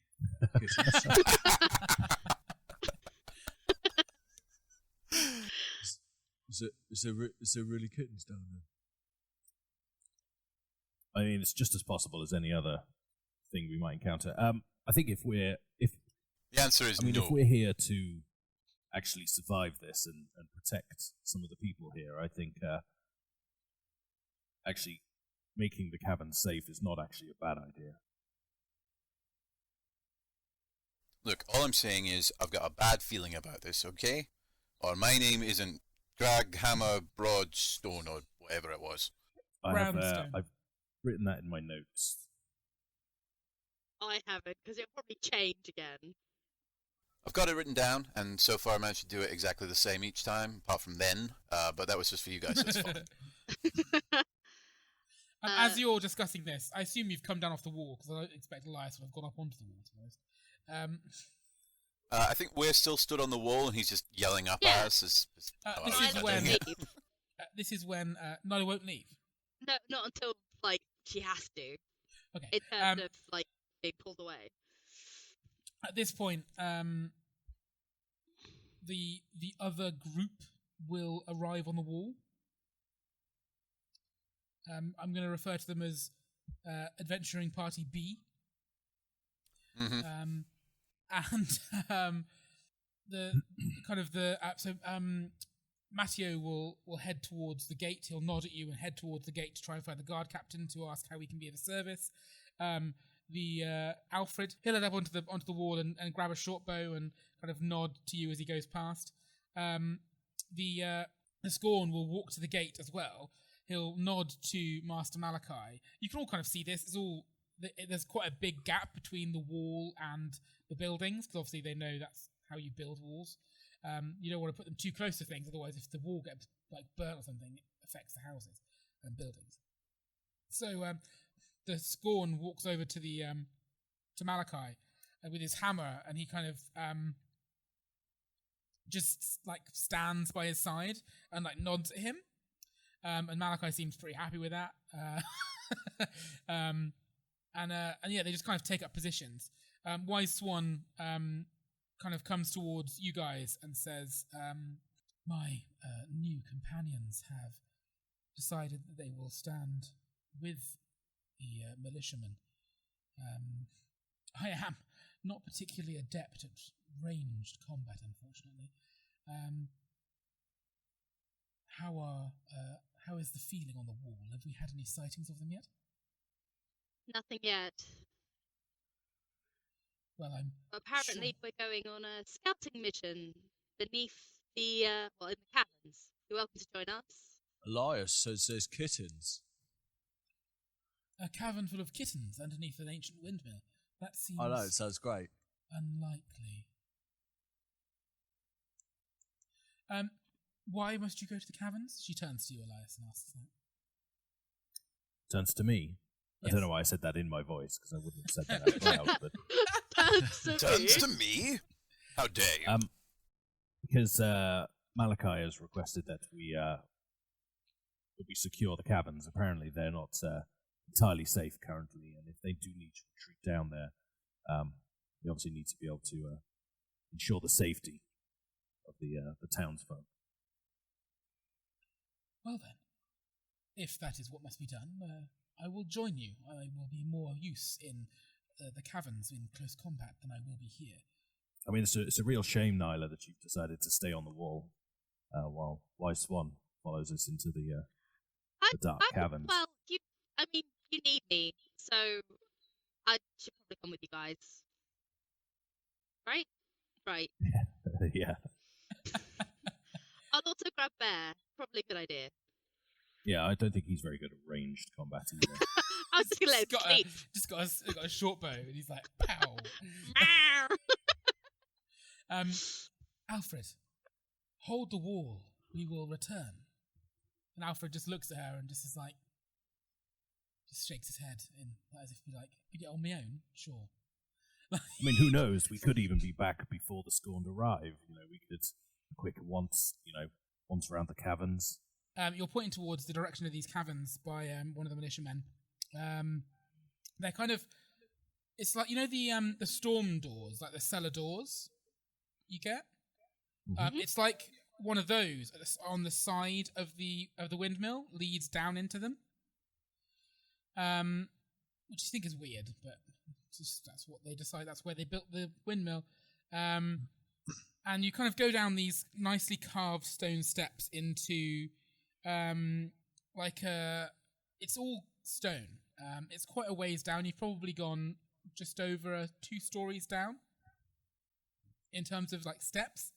It takes quite a while to walk down all these steps. It's like a quite tightly curved spiral staircase carved into the stone that takes you straight down. And when you come out into like a quite a large room. It's like a hall, and it's got just rows of like bunk beds down it, which obviously is where people kind of sleep when they're kind of staying in these caverns. And there's this big long big long hall. It does look like it's been quite well carved out of the stone. You can kind of see why someone might have said, "Oh, it's probably dwarven," because they're kind of the only people that ever really do anything like this underground. The only other people that ever do anything underground are like human miners who just do it really roughly. But Grandel, you would say that if this was dwarven, it was like the dregs of the dwarven society who don't know what stones are. Okay, like it's like outcasts or something. It's like bad work for a dwarf. What is this? Amateur hour? Well, exactly. So yeah, and it's a In which case, Grandel, as they're like going down the steps and through these tunnels and stuff, every time he comes to a new intersection or a new set of steps or something, Grandel will just stop and look around and just go. And then walk on. There's this long hall that leads into. There's only one door at the other end of it, and it's kind of a big stone archway.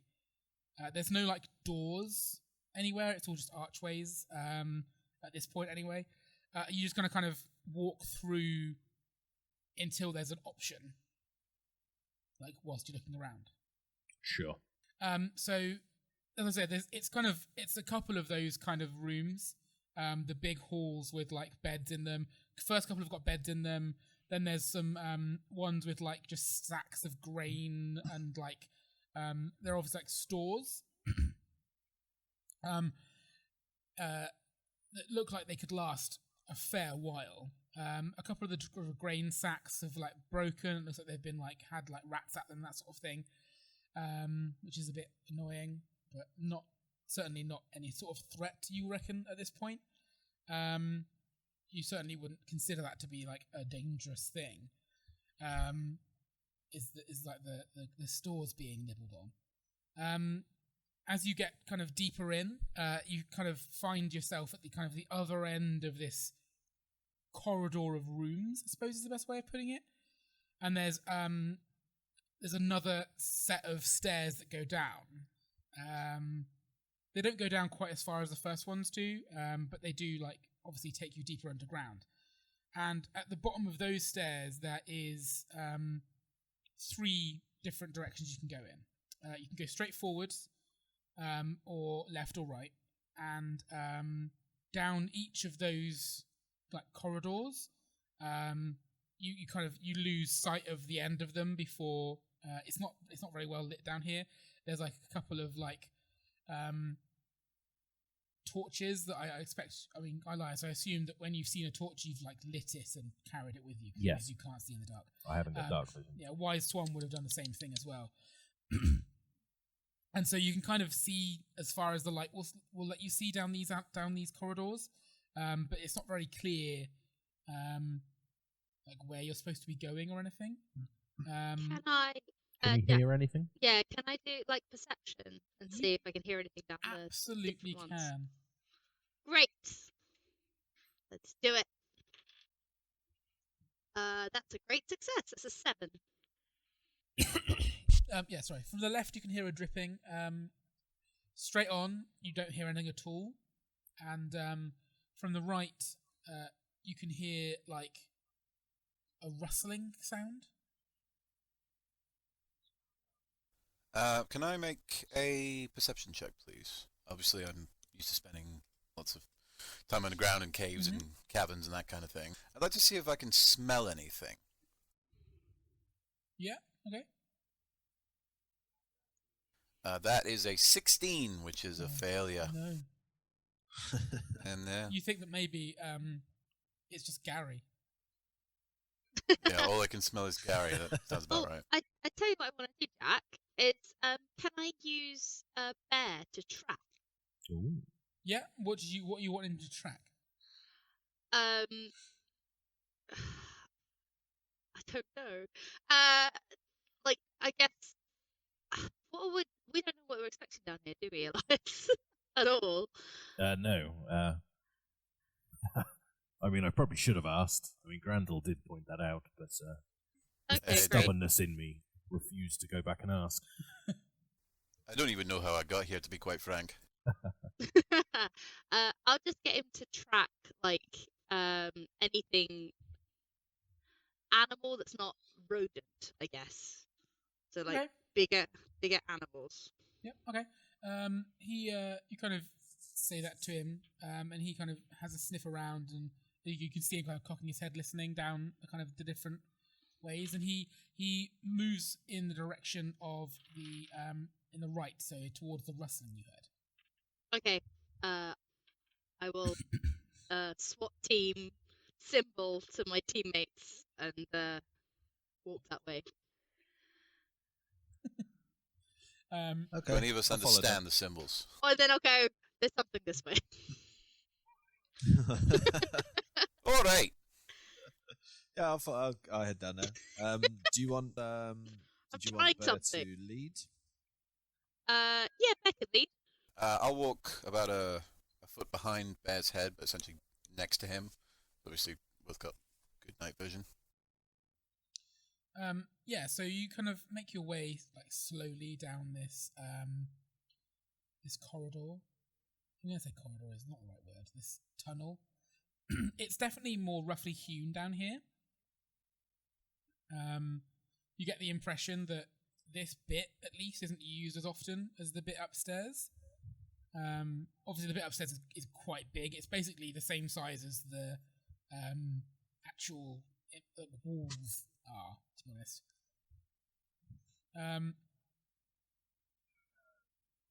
Can I get a sense of how old this place is? Maybe how long ago it was carved out of the rock? Give me a general law check. 14. General laws. Is there That's a fail. I'm just thinking whether that's actually the most, because that's kind of like knowing things about history, whereas you're kind of doing a more skill-based check. I'm just wondering whether there's another. Well, would that not be general law for a dwarf? Yeah, but I think law is like knowledge, whereas that's more like a skill. Does that make sense? Do you see where I'm coming from? Well, we could make it detection. That probably makes more sense, I think, maybe. I'm just looking for the list of skills. No, yeah, give me detection. That is a 6, which is a great success. Okay, so yeah, it does seem like it's quite old, like into the hundreds of years. Yeah. Maybe even pre-fall. It's like, so it's not like ancient. It's not like thousands of years old, but it's maybe like before the fall of the Magi. Maybe 500. Yeah. You think maybe this bit at least, yeah. The bit like the. This is being the older bit than what was above us then. You think that this is definitely older. If the bit above you had been older, it's been like cleaned up almost, so it's kind of removed. Where obviously it's been much better hewn, it's kind of removed any ability to tell whether it had been older, if that makes sense. Yeah, you can head down this tunnel, and it is kind of cold and unpleasant, and you hear Nyla and Grandel and Bear actually hear this rustling sound again, and then it stops as you kind of get the firelight from the torches like illuminate the corridor in front of you. Obviously, you guys can see a little bit further than that, but I think where the firelight is, where there's torchlight, it probably makes it harder for you to see in the darkness. Does that make sense? Even though you have like dark vision, that increases the light around you when there's less of it. So yeah, my eyes aren't adjusted to the dark, exactly. Because there's a bright shiny torch right next to us. As you come to what turns out to be the end of this tunnel, everyone give me perception. Oh lordy. That's a great success. Another 7. I got a 12, which is just a success. I got a 4, which is. I have a 14, which is just a success. Okay, so great successes we'll notice first. And then the successes we'll also notice, but it's definitely Grandel, you're the one that kind of spots it first. Or did you get a great success as well, Nyla? I got I one. did. Nyla got the great success. I didn't. So Nyla, you will spot something, and you don't necessarily realise what it is until for like a second. But there's like webbing. Oh no. Like around the edge of this kind of where the end of this tunnel is. There's like webbing around the edges of the door. It's not very obvious, and so that's why you're the first one to notice it. And as you notice it, Elias then comes up closer behind you, and then everyone else sees that this next room is like full of like webbing and webs. Kitten webs. Spider kitties. Elias, could you pass me that torch? I cast a spell. Oh. Ooh. Oh. I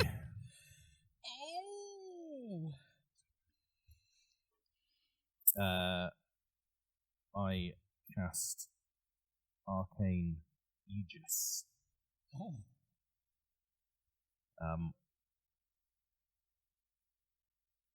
which produces a hovering disk of force that phases in and out of existence as needed. Okay. But what does it do? It's a shield. It's a shield. He summons a shield. Okay. He's so dramatic. Yeah, on the first sight of those webs. Yeah, And, so it's just and I rolled a nat 20 on my Dark and Dangerous, so it's fine.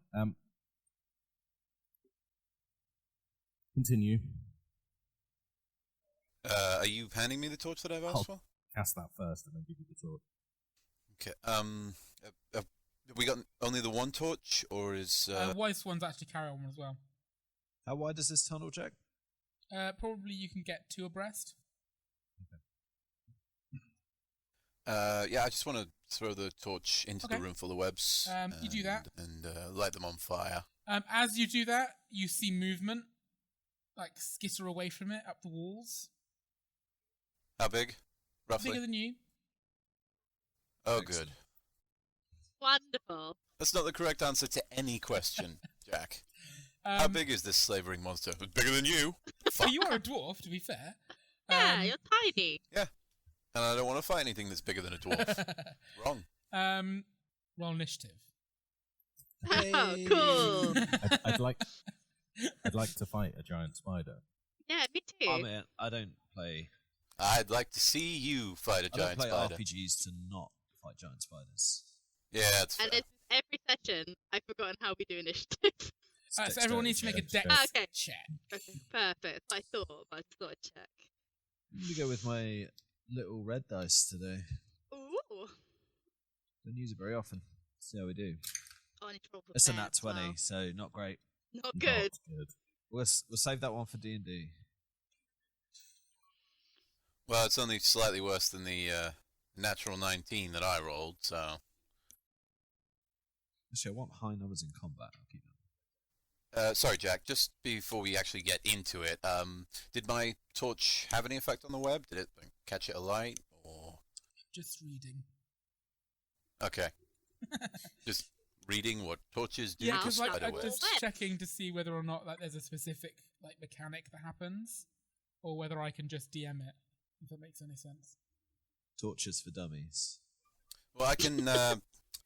I can phrase it differently. I could say I'd like to throw this torch and light this room full of webs on fire as a major or minor. Well, it makes sense that what you kind of doing that is then what triggers the combat, because their spiders are they are hunters, so they would only have attacked you if they felt threatened. Otherwise, they would have ambushed you. So you've kind of triggered them not getting surprise on you, to be honest. So the webs they will start burning, but they don't burn very quickly because obviously they're thick and sticky.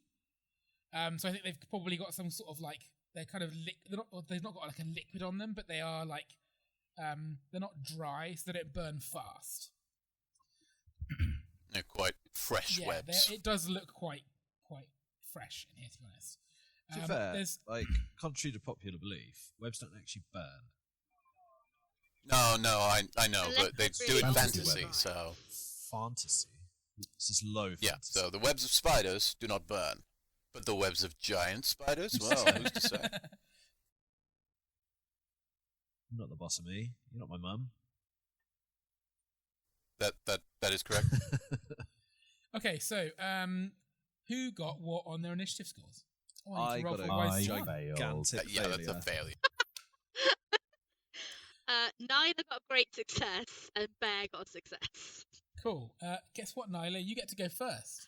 Unsurprising, given that I'm the Dexy one. Well, the thing is, so goes Grandor. I'm also the I next know. one. Dexy. You're all quite Dexy. You're a Dex high, charisma low party. Yeah. Dexy's OP, that's fine. Wise Swan is the most charismatic member of your team right now. Hell yeah, she is. So do I see movement of something in the darkness. Yeah, you do. Okay, perfect. In which case, I want to take a couple of steps back and then fire my bow, please. You may do that. Awesome. So as we've kind of gotten into this, I will give you a bit more of a description. So this room is a relatively large room, probably about 30 foot by 20 foot. Mhm. The tunnel you're in that leads into this like cavern room is 10 foot wide. Okay. And comes in at like a corner. The torch is kind of probably about 10 foot into the room and illuminates the whole thing because it's like 60 foot illumination. So that room is now well lit, and it started burning the bits of web around it, like drying it out. Yeah. Starting to smolder. Mechanically speaking, webbing is difficult terrain for you guys. Just because obviously it's sticky and thick and hard to walk through. And Nyla and anyone with dark vision, sorry Elias, sorry Wise Swan, so you guys can all see very clearly 3 spiders on the ceiling.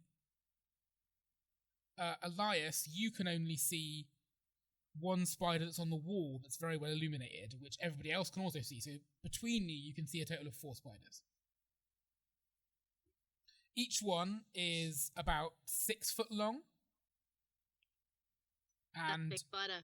yeah, they are big, like long bodies, even longer legs, and they are skittering about on the walls and ceiling. Is this like a hairy tarantula thing or like a shiny black widow? The shiny black widow looking thing. Yeah, I had a feeling. Couldn't be fuzzy. Couldn't be in any way cute. It was too close to it being a puppy. Yeah. So what you're saying is that them being slick, sticky, black widow type things is John's fault. Oh yeah, absolutely. Absolutely. You did this, John.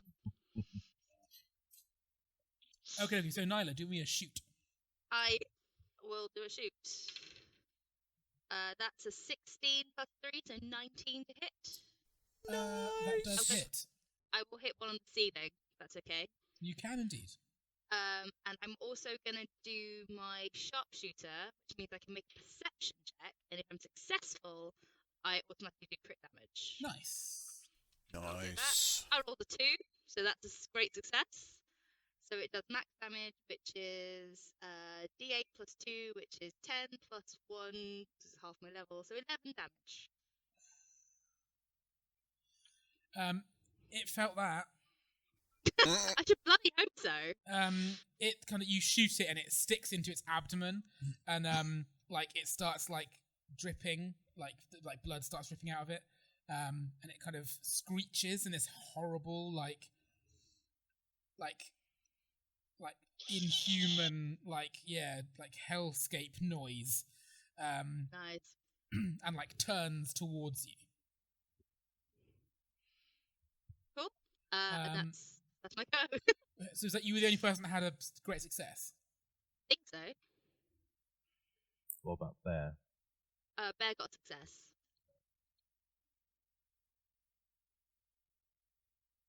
Okay. So on to the successes. So Bear. Me again. Can he reach the one that's on the wall? What's his movement? His movement is oh god, where is it? It's far. I can't remember how far it was. It's further than mine. I'm sure it was like 50 foot or something. Yeah, it's like On the movement, it just says fucking yeah, I think tiger. it's like 40 or 50 feet. Yeah, it is 55. I just looked it up. Okay, So brilliant. yes, he can make it there, even through the webbing, because it's only a 20-foot wide room. So Okay, great. And he's gonna go claw for the first attack. So the first claw attack is probably not gonna do it. That's 6 plus 4, so 10. no. No. So next one, the natural 19 though. Oh, Oh, yes. So that means that the target is knocked prone, so he knocks him off the wall. he does. And I will roll my damage for that one, which is 5 damage. And then bite. Oh god, roll off the table.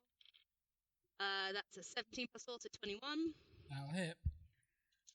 Oh god, I love my tiger. And that's a 3 plus 1, so 4 damage. 4 damage. Yeah. That spider, like, again, screeches at the attacks and kind of is on its back and its like legs curled up around it, protecting itself. Oh, that is go.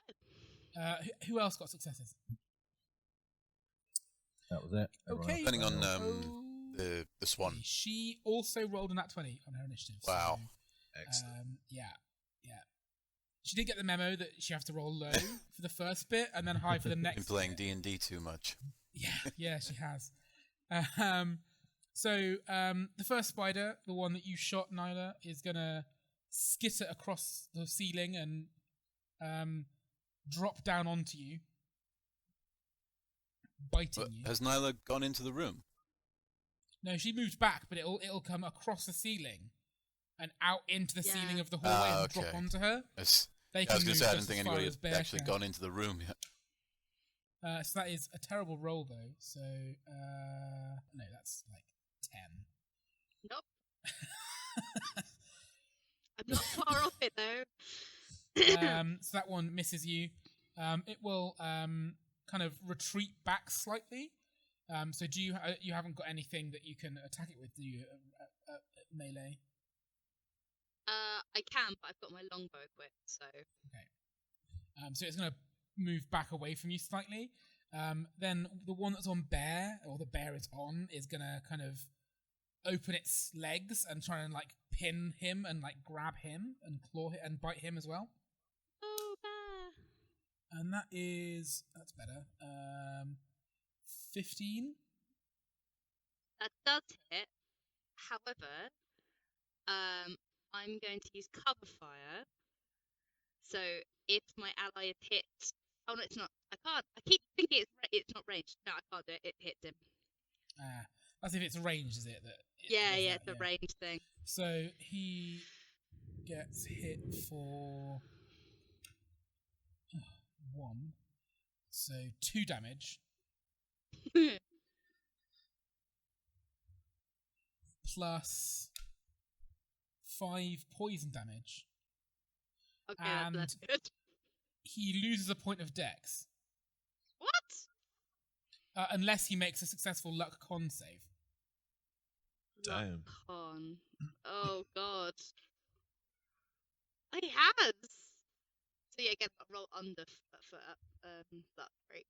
Yeah. So it's luck plus the con modifier. Loss of loss of attributes comes back 1 point per long rest. He rolled an 8, which is a success. So Okay, so he just takes the 7 damage total. 7 damage. Ouch. And you lose a luck point. Yes. Probably worth it to save a dex. Oh, probably, yeah. Yeah. So the other 2 spiders are then going to surge forward. Who was at the front of the party? Grandel, obviously, and probably Gary, I'm assuming. Yeah, 100% I would assume not so. me. That's 10 against you, Grandel, so that's not going to hit. And 16 against you, Gary. That will hit. So that is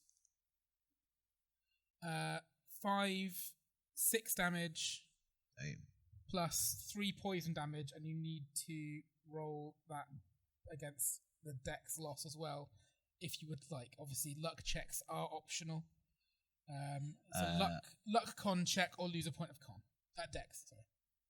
So it's luck plus my con modifier, Yes. Yeah. which is plus 2.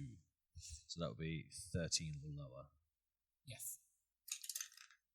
16. So you lose a point of dex. But you don't lose a point of luck. So your luck stays the same. Okay. Is it plus 2 modifier? 2? I'll look it up, it's fine. Okay, that does make Gary very, very angry. And he flies into a rage. Cool. Are you resistant to poison or anything, Mark? As a half score. Maybe. Don't think so. I'll look it up whilst you do that. I've got the page open here anyway. Avoid disease. Strength related tests and checks to avoid disease, but not poison. I get advantage for being a dwarf. Excellent. I thought one of you did. Yeah. Apparently, I also get advantage when resisting magic of all kinds.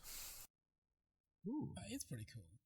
Oh yeah, because if there's magical healing, Yeah, it only has half the effect. effect, so I lucked out there. Yeah.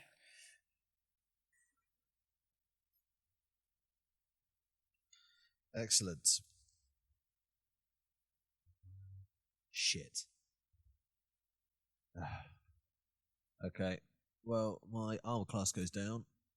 Oh, dear. My modifier goes down.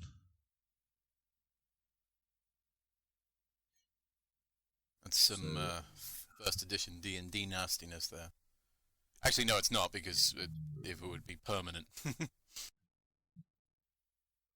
would have been permanent. Yeah, that. Yeah. To be honest, I think it is supposed to be permanent, but I don't like that, so I've added in that long rest thing. Because it still dicks you over if you lose multiple points of something, but it doesn't completely ruin the story. Nice. If there was magic and magical ways of restoring things, then it'd be okay. Because there's not, there has to be a slow recovery of it, otherwise awful. Fair enough. Cool. Is that their go? Yeah, are they all done now, Jack? Yes. Yeah, because one attacked you and missed, one attacked Gary and hit. So yeah, it's on to you go. So Gary, probably makes sense for you to attack first, seeing as you just flown into a rage. Yes, indeed. That's why I stopped talking, because I thought that's what you were doing. Oh, I see. Sorry, mate. I was convinced. It's all right. No, you were busy realizing that you just lost a load of stuff from your I did. Okay. Well, I mean, unsurprisingly, I'm going to hit it with my axe. That's a 19.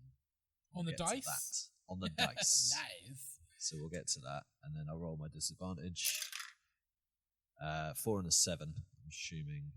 Yes. Actually, +7, so 14 Yes. will hit. Yes. No, sorry, 11. It's disadvantage, not advantage. No. Cool. So 1 hit, but it was a 19. I will roll damage. 6 damage total. I'm going to roll on this table. So if I roll a 19 with my axe, I roll on the injuries table. And I'm very excited because this has actually never worked before. I think the last time I just gave him a cool scar. And then killed him. And then killed him anyway. I rolled an 11, which is damaged magical item. A randomly determined magical item is damaged until repaired. Any attempt, I can't imagine he has any magical items. How many magical items does the spider have, Jack? None. Oh, shame. Well, that's a waste, isn't it? Oh well, I did Until next time. 6 damage. Cool. Lovely. He didn't enjoy that. Who wants to go next? I've got one right in my grill, haven't I? Yes, you do. Gonna smack it with my axe. You may indeed. Well, it's a 5 to hit. No. You know what? I'm gonna make use of my hidden blade and roll that again. Fair enough. That's better. That's a 19, which means I get to do the cool thing on the chart like Gary did. Yay! Damage more of his magical items. I did think that when I was looking at it. Is that what the dagger does? Is it the same as the Oh no, it's an axe. You're using an axe, aren't you? Yeah. I forgot that you were both using an axe. Yeah.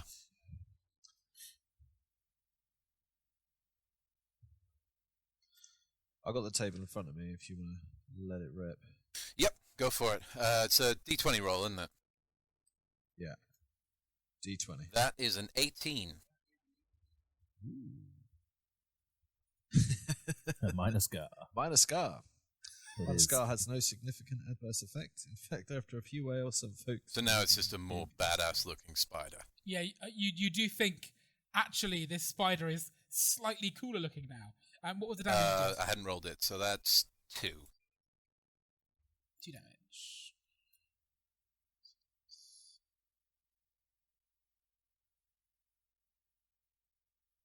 Cool. That's why swans go. How exciting! Oh, sorry, that's I missed off a bit. That's 4 damage. And I add That my makes more Dex mod. sense. So it's why swans go. She Oh, unless you want to go first, Elias. I forgot you. No, I think Elias would probably not rush into combat. What? particularly. Weirdly, nor does Wise Swan. She, in fact, draws her longsword, runs her hand down it, and casts a spell. Oh shit! Cool. And her the sword kind of gleams, and she kind of her edges kind of almost become a little bit blurry for a second. And she kind of moves into like a two-handed attack stance, and looks like she's like preparing to like rush in. But obviously she's done something this round, so she can't. But she does need to roll on the dangerous magic. You're good. Elias, okay. So I kind of stood behind Gary. I kind of like peer like around him on both sides to kind of get like a lay of the land. So right, you've got one on Gary in front of him. Yep. And then stood directly to the side of him is Grandel with one on him. Yep. And then in the room you've got Bear, who's fighting one as well. How close is he to the other two? He's the other side of the room, so 20 foot. Alright. And then on the wall, probably, like, I imagine you and Nyla are together. And on the wall next to you is, like, up on the kind of wall next to Nyla on the ceiling, kind of, is a spider with an arrow coming out of its back that tried to attack Nyla. So there's, like, that one's in the corridor with you, as it were. Okay. What I'm going to do is I'm going to take a very sharp breath inwards and then step to the side of Gary. Okay. And as I release this breath of air, I am casting Thunderous Invocation. Nice. So I'm projecting a deafening blast of thunderous force with the intention of hitting the one on Gary and Grandel. Cool. It's quite a big wave, but there's nothing else it's going to hit other than them two. Yeah. And I'd imagine in a cavern, that's extra deafening. Yeah, it's pretty loud. Nice. That is 12 damage. Nice. And they are thrown 10 feet away from me. Unless they want to make a luck con save. So how much damage Oh, no, did you, sorry? 12. Sorry, they can save for half anyway. A luck con saves for half and negates the movement.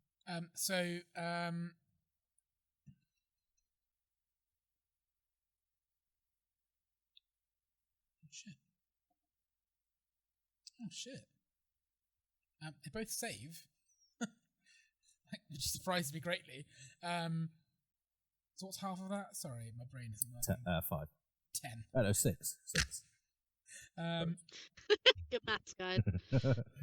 So they both are like push, like you can see them kind of like almost like grab onto the webbing as they're like pushed backwards, and they do look like they both like feel that.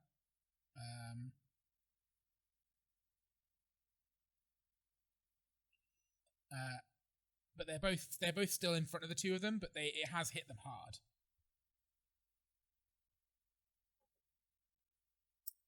I cast my dark and dangerous magic. What's the count at? It's a 3. And that is my go. And everyone needs to roll initiative again. Let's go. Oh, that's terrible. Oh, I rolled a 2. Natural 20! I did that too. Bottom bear, but yeah. I have a feeling that we're going to have to make it canonical that Grandel doesn't like spiders because he's not doing very well. Well, I had a great success, Joe. So did Wise Swan. So she is rolling an advantage from the spell she cast. And she... you go first, Gary. Sure, yeah. Well, I'm just going to keep hitting him. 15 plus 7, it's 22, the first one. And then the second one. That'll hit. It's Give me the damage for 12. the first one.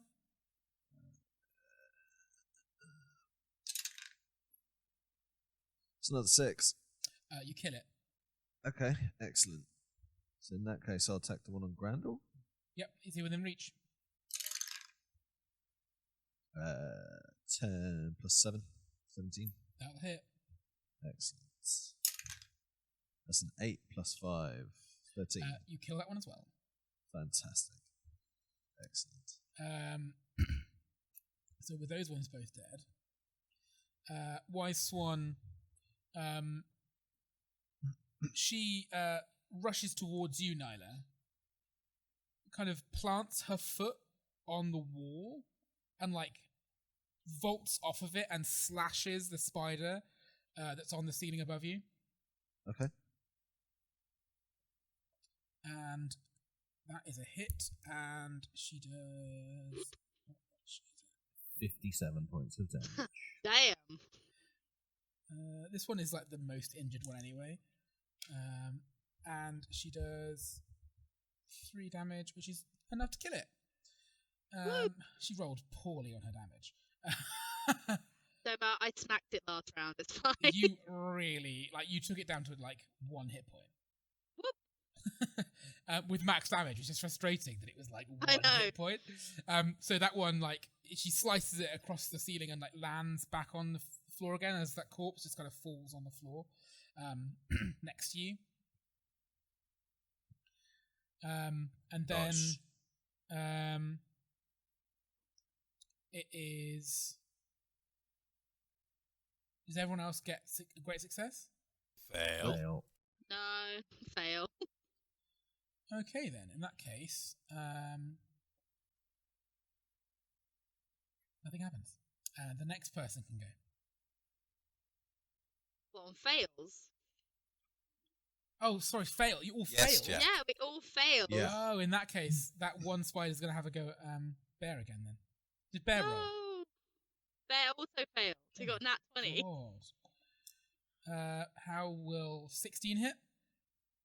Yeah. So that is 11 damage. Oof. Holy. And you need to roll for the dex loss as well. No. I'm going to get rid of those fucking dice. Alright. Gonna run out of luck at this rate. I am. So that's 11 plus 3, so 14. Need to go under. That's a 10. He's fine. Well, that's a questionable statement, I'm sure. Doing just fine. But that's its go, and that's the only spider that's left as far as you can see. So it's you guys' goes. Can I let Bear eat this fucking spider that keeps attacking him?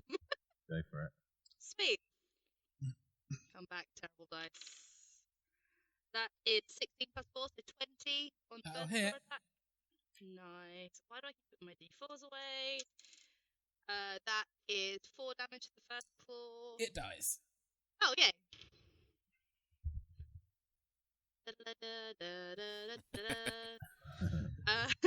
What are the rest of you doing on your turn? Oh no. I want to do a check to make sure there's no more. Cool. Give me perception. Or detection, actually. Detection? Mm-hmm. Oh, crap. Okay, I have that. That's fine. Oh, that's a natural 1, Jack. Where are the other 7 spiders? Yeah, tell me. Where's everything? Let me just check that. It is... That's what you're supposed to do. Yeah. There's something else here, Vague. but it's not. It's not here. You get a feeling. You sense something is here. Any warmth coming through my back? Not right now. Okay. Elias. Yeah. Very vague tingles, and you can't tell whether that's because of Wise Swan casting magic and you casting magic, or something else. But there's some magic is happening. Yeah, I just want to whisper to everyone else and say, "There's something else." I don't know what though. Yes, I'm sensing some magic. The place is cursed. I knew it.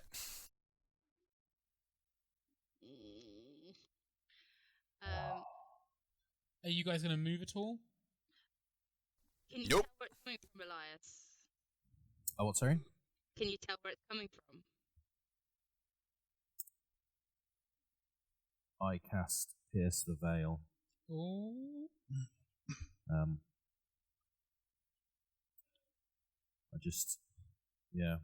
What does Pierce the Veil do?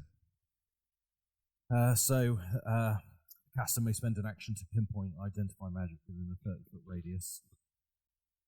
The broad nature of magic is revealed. Illusions are not detected. Oh. Part of their magic includes fooling basic detection spells of this kind. Presumably, though, you wouldn't be able to feel it anyway if it's illusion magic. Like, you wouldn't be getting the little tingle. Maybe? Probably not. So I'm guessing illusion would also cover that. But, yeah. So I'm going to burn my last spell slot.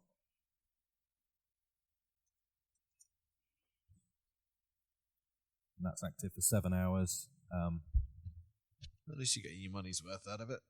Provided that he's not about to roll horribly on the Dark and Dangerous Magic check. No, got 6. Oof. Do I get anything, Jack? No.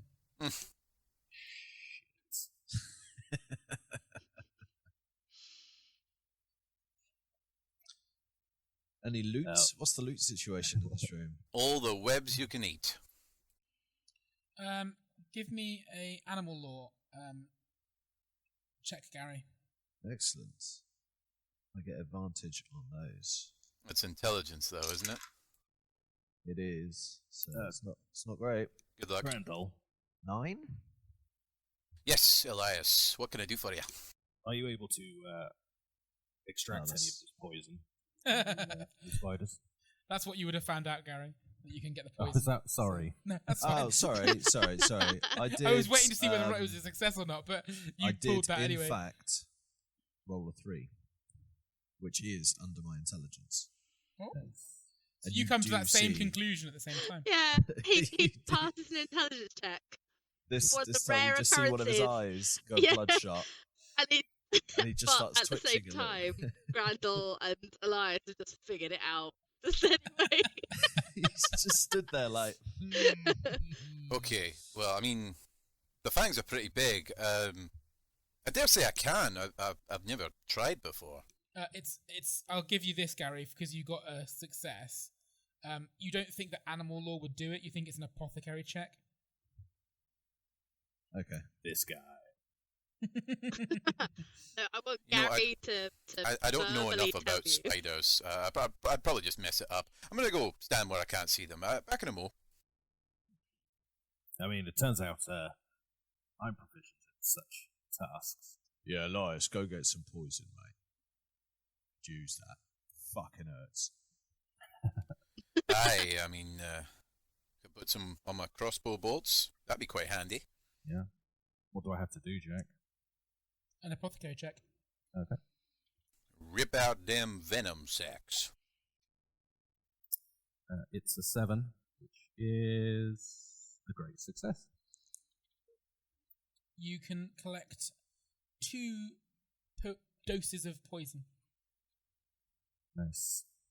I hand them to Grandel. Ooh, tar. And I put them in my backpack.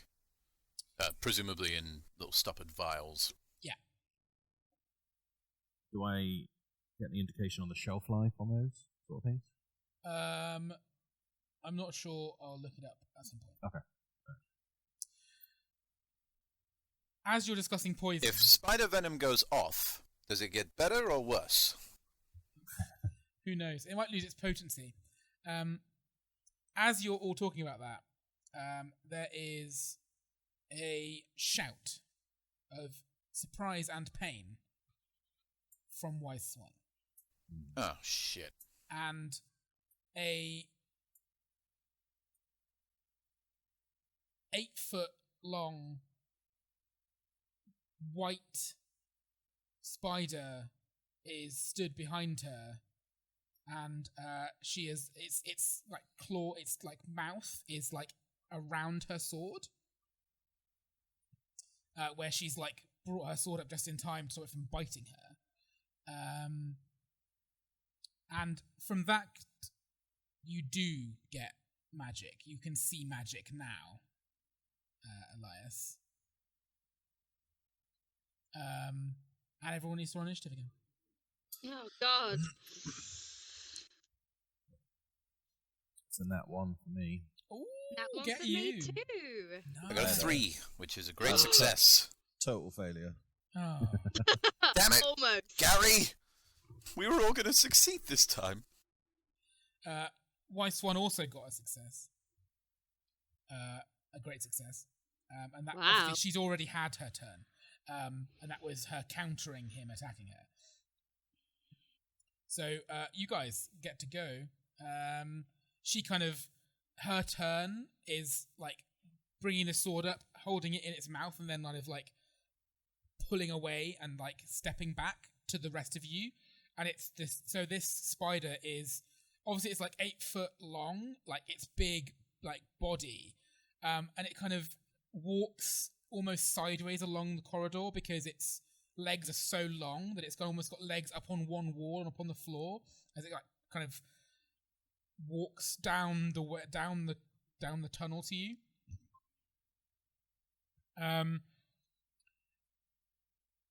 I have a question.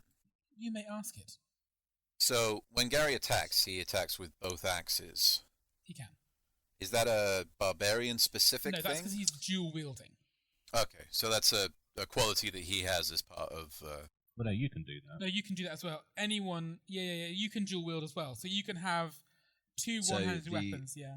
The second attack is made with disadvantage. Okay. Well, that's fair enough. Okay. It just means I, think you can should be do a doing bit that. more. If you're throwing 2 daggers, you should be doing that on the second dagger attack anyway. Well, I was thinking I can have a dagger and a light axe in each hand, or I can have an axe and my new crossbow. Just means that I can do 2 attacks each turn. Yeah. I don't just know if a disadvantage. light crossbow is one-handed, though. 'Cause it has to be reloaded. It takes 2 hands to reload and its entire action to reload, but to fire it is just one-handed. Okay, fair enough. So I figure I'll fire it and then just put it away, Yeah, reload it out of combat. it's like a one-off shot, like, Hmm. just to have it as something to running away from you or something. Cool, yeah, that's who's going to go first? Of the great successes. I will fire my arrow at it to defend White Swan. Wise Swan. Wide swan. Why do I keep calling it white swan? Wide I will fire an arrow to defend this White swan. swan. Ms. Swan. Maybe. As long as you're not Who calling a knows? wide swan, I don't think your mind. No, not white swan. God. I think I am. That's an 18 plus 3, 21. Oh, just. That's a just gonna hit you. What? I'm taking the piss. I know. Probably. And I will do sharpshooter again to see if I can. What am I doing? Perception. That is just a success. So thankfully, yes. So that is another 11 damage. Nice. Oh, that ability is so good. Sorry, did you tell me how much damage? 11. Sorry, I was reading something and I completely zoned out. No worries. That was 11 damage, Jack. Cool. That hurt it. It like hisses at you almost. And then I will take a few steps back behind my strong brothers. Alright. In which case, Grandal's going to step forward, and I'm going to throw my light axe at the spider, and then I'm going to shoot my hand crossbow at it. So, first attack with a light axe is roll a d20 instead of a d12. That'll help. Okay, so that's 11 to hit with the light axe. No, that's not gonna hit. Yeah. And so I've thrown my light axe across the room. Done nothing. And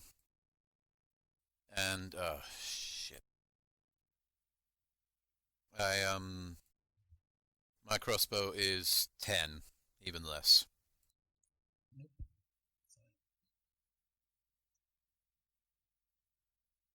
Sorry. This is how you fire a crossbow, Grandal. You know what, I'm gonna use my hidden blade for my light axe, if I may. Yep.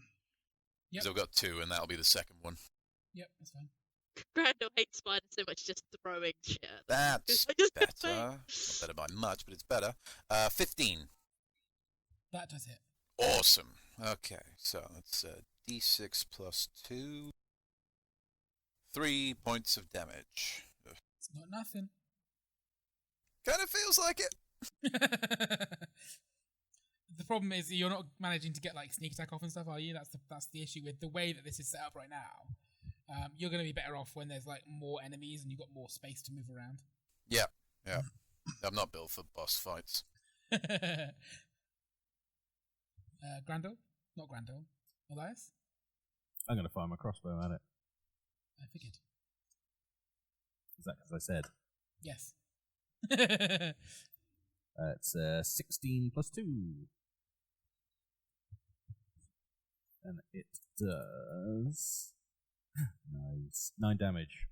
Nice. Did you say you got a failure? I did, yeah. I got a total Cool. failure. Who's stood at the front right now? Hang on, Bear's still got his go. Oh, okay, sorry. I was sorry. trying to no, it's fine. I wanted to see if he survived because he's not doing great health-wise. Did Bear get a great success or a success? A great success. He got 3. Just checking, 'cause this is a boss fight, so it No, matters. I know. Fuck it, run him in. So yeah, he's gonna attack with claws. That's a 2, so that's not gonna do it. Second tour is a natural 19. So I don't know how this works, Jack, but the spider is now knocked prone. It can't be, so it's not. Oh shit. Oh well. It was still good. I was hoping it would work. That would be hilarious. There isn't enough space to knock it over. No. So that is It's wedged. 4 damage for the first claw, and the bite is So as he lands that claw, he scrapes it across it, and as it scrapes across it, the spider blinks out of existence. And Bear like kind of barrels down the hallway a little bit when it disappears. And then as quickly as it vanished, it like reappears and like flickers almost. Grandel screams then- out, "Fucking cursed spiders!"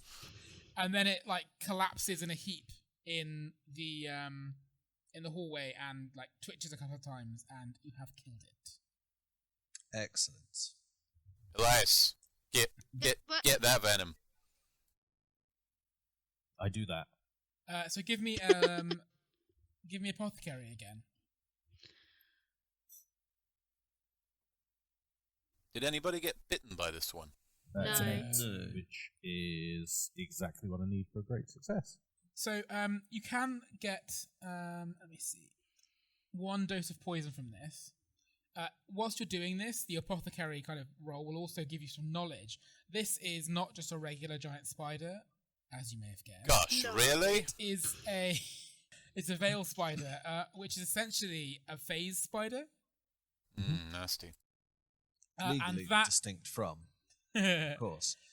that poison is lethal in 1d3 rounds on a failed luck con save. I want it. You know, I'm just gonna. We just got 1 dose, didn't we? Yes. Okay. If it's not possible, that's fair enough. I'll just keep the vial. But if possible, I'd like to dose a dagger with it and just not use it. Keep it sheathed, so it's like locked and ready to use. Unfortunately, Grandel, I'm not giving you this. You'd like Because- to put it on a dagger. Grendel, I couldn't actually give you this in knowing that it's fatal. What? I'm a thief. I'm not a murderer. But I think the death of whoever you used it on would be on my conscience. Well, that is true.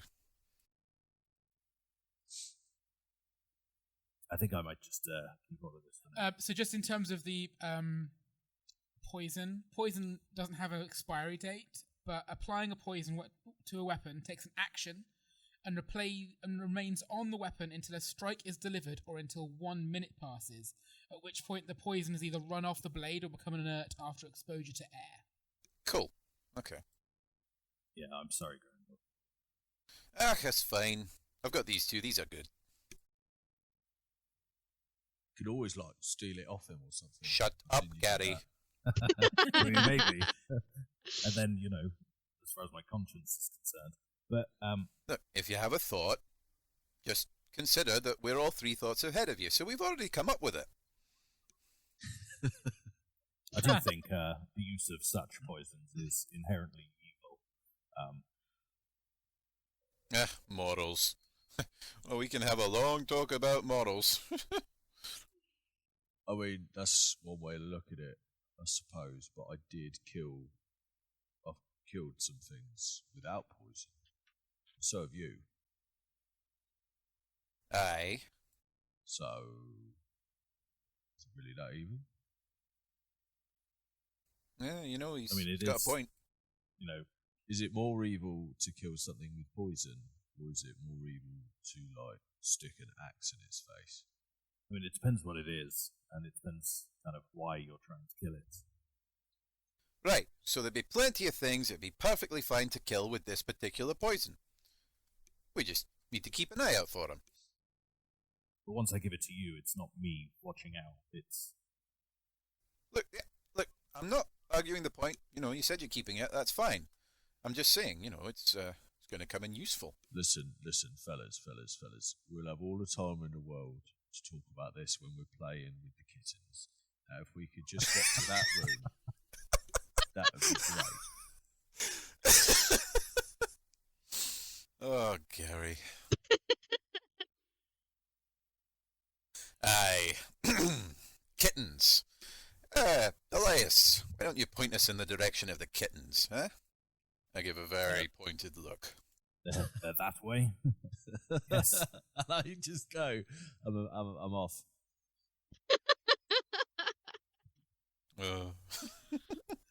Wise Swan will kind of move towards the door of the room with all the cobwebs in it. And she will say, "This room Is it a dead end, or do we think that we can go this way, or we will have to turn back? Can I do detection for doors hidden behind the webs or secret Please passages, that do. kind of thing? Give me... Yes, detection. Detection. Yes.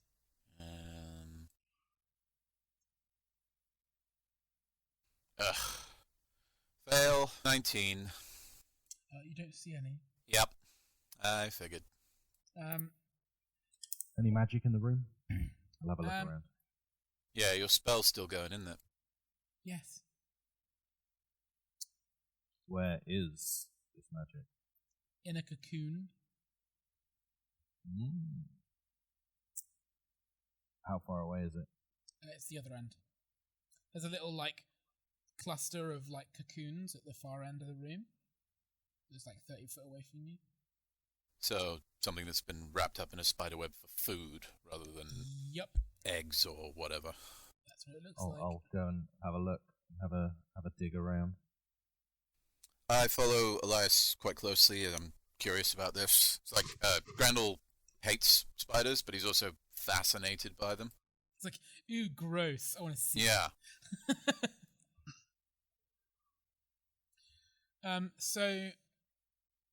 In the cocoons are corpses in various stages of liquidation.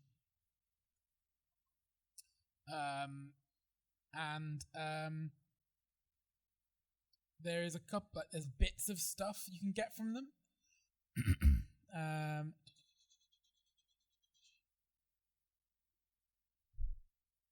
Sorry, I'm just consulting a table. Stop talking to the furniture, Jack. Oh my god. Oh, that really tickled me. Oh, good. I must be getting tired. There's 200 gold Nice. in a pouch that looks a bit worse for wear, to be honest. It's a bit Slightly liquidated as well. yeah, the leather is a bit gooey. And there is a sword. And that, Elias, is what you were drawn to, you think. What kind of sword is it? It is a great sword. Ooh. Pretty great. I hand each of us 40 gold, including White Swan. White Swan. I keep doing it as well. Wild swan. I even paused to try and get it right. That's 40 gold to a wild swan. So 40 gold each, and I give Gary the sword. Yeah. Makes sense. What does it do? What's it do, Jack? Before you give it to It's- Gary. It's a It's, big sword. You're not going to use it. It's our No, no. magic, Gary. It gives Yeah. you a bonus to intelligence checks. You have to have intelligence in order to get the bonus. You can tell what it is, but you're going to need some time to study it, Elias. You can't just tell from looking. Yeah. I mean, I'm going to give it to him because I'm guessing I can't probably lift it too well. No, but, it's not the easiest thing for you to use. No. Yeah, when we get a little bit of downtime, Gary, I'll have a proper study of it. But it's definitely magical. It's some nature. Oh, fair shiny. Thank you very much. Excellent. Does it feel like good quality? I could probably hurt something with it. Nice. That's your idea of good quality, I suppose. Yes. Well, if it seems like there's no other places to investigate in this room, maybe we double back and go down the route to hear the dripping.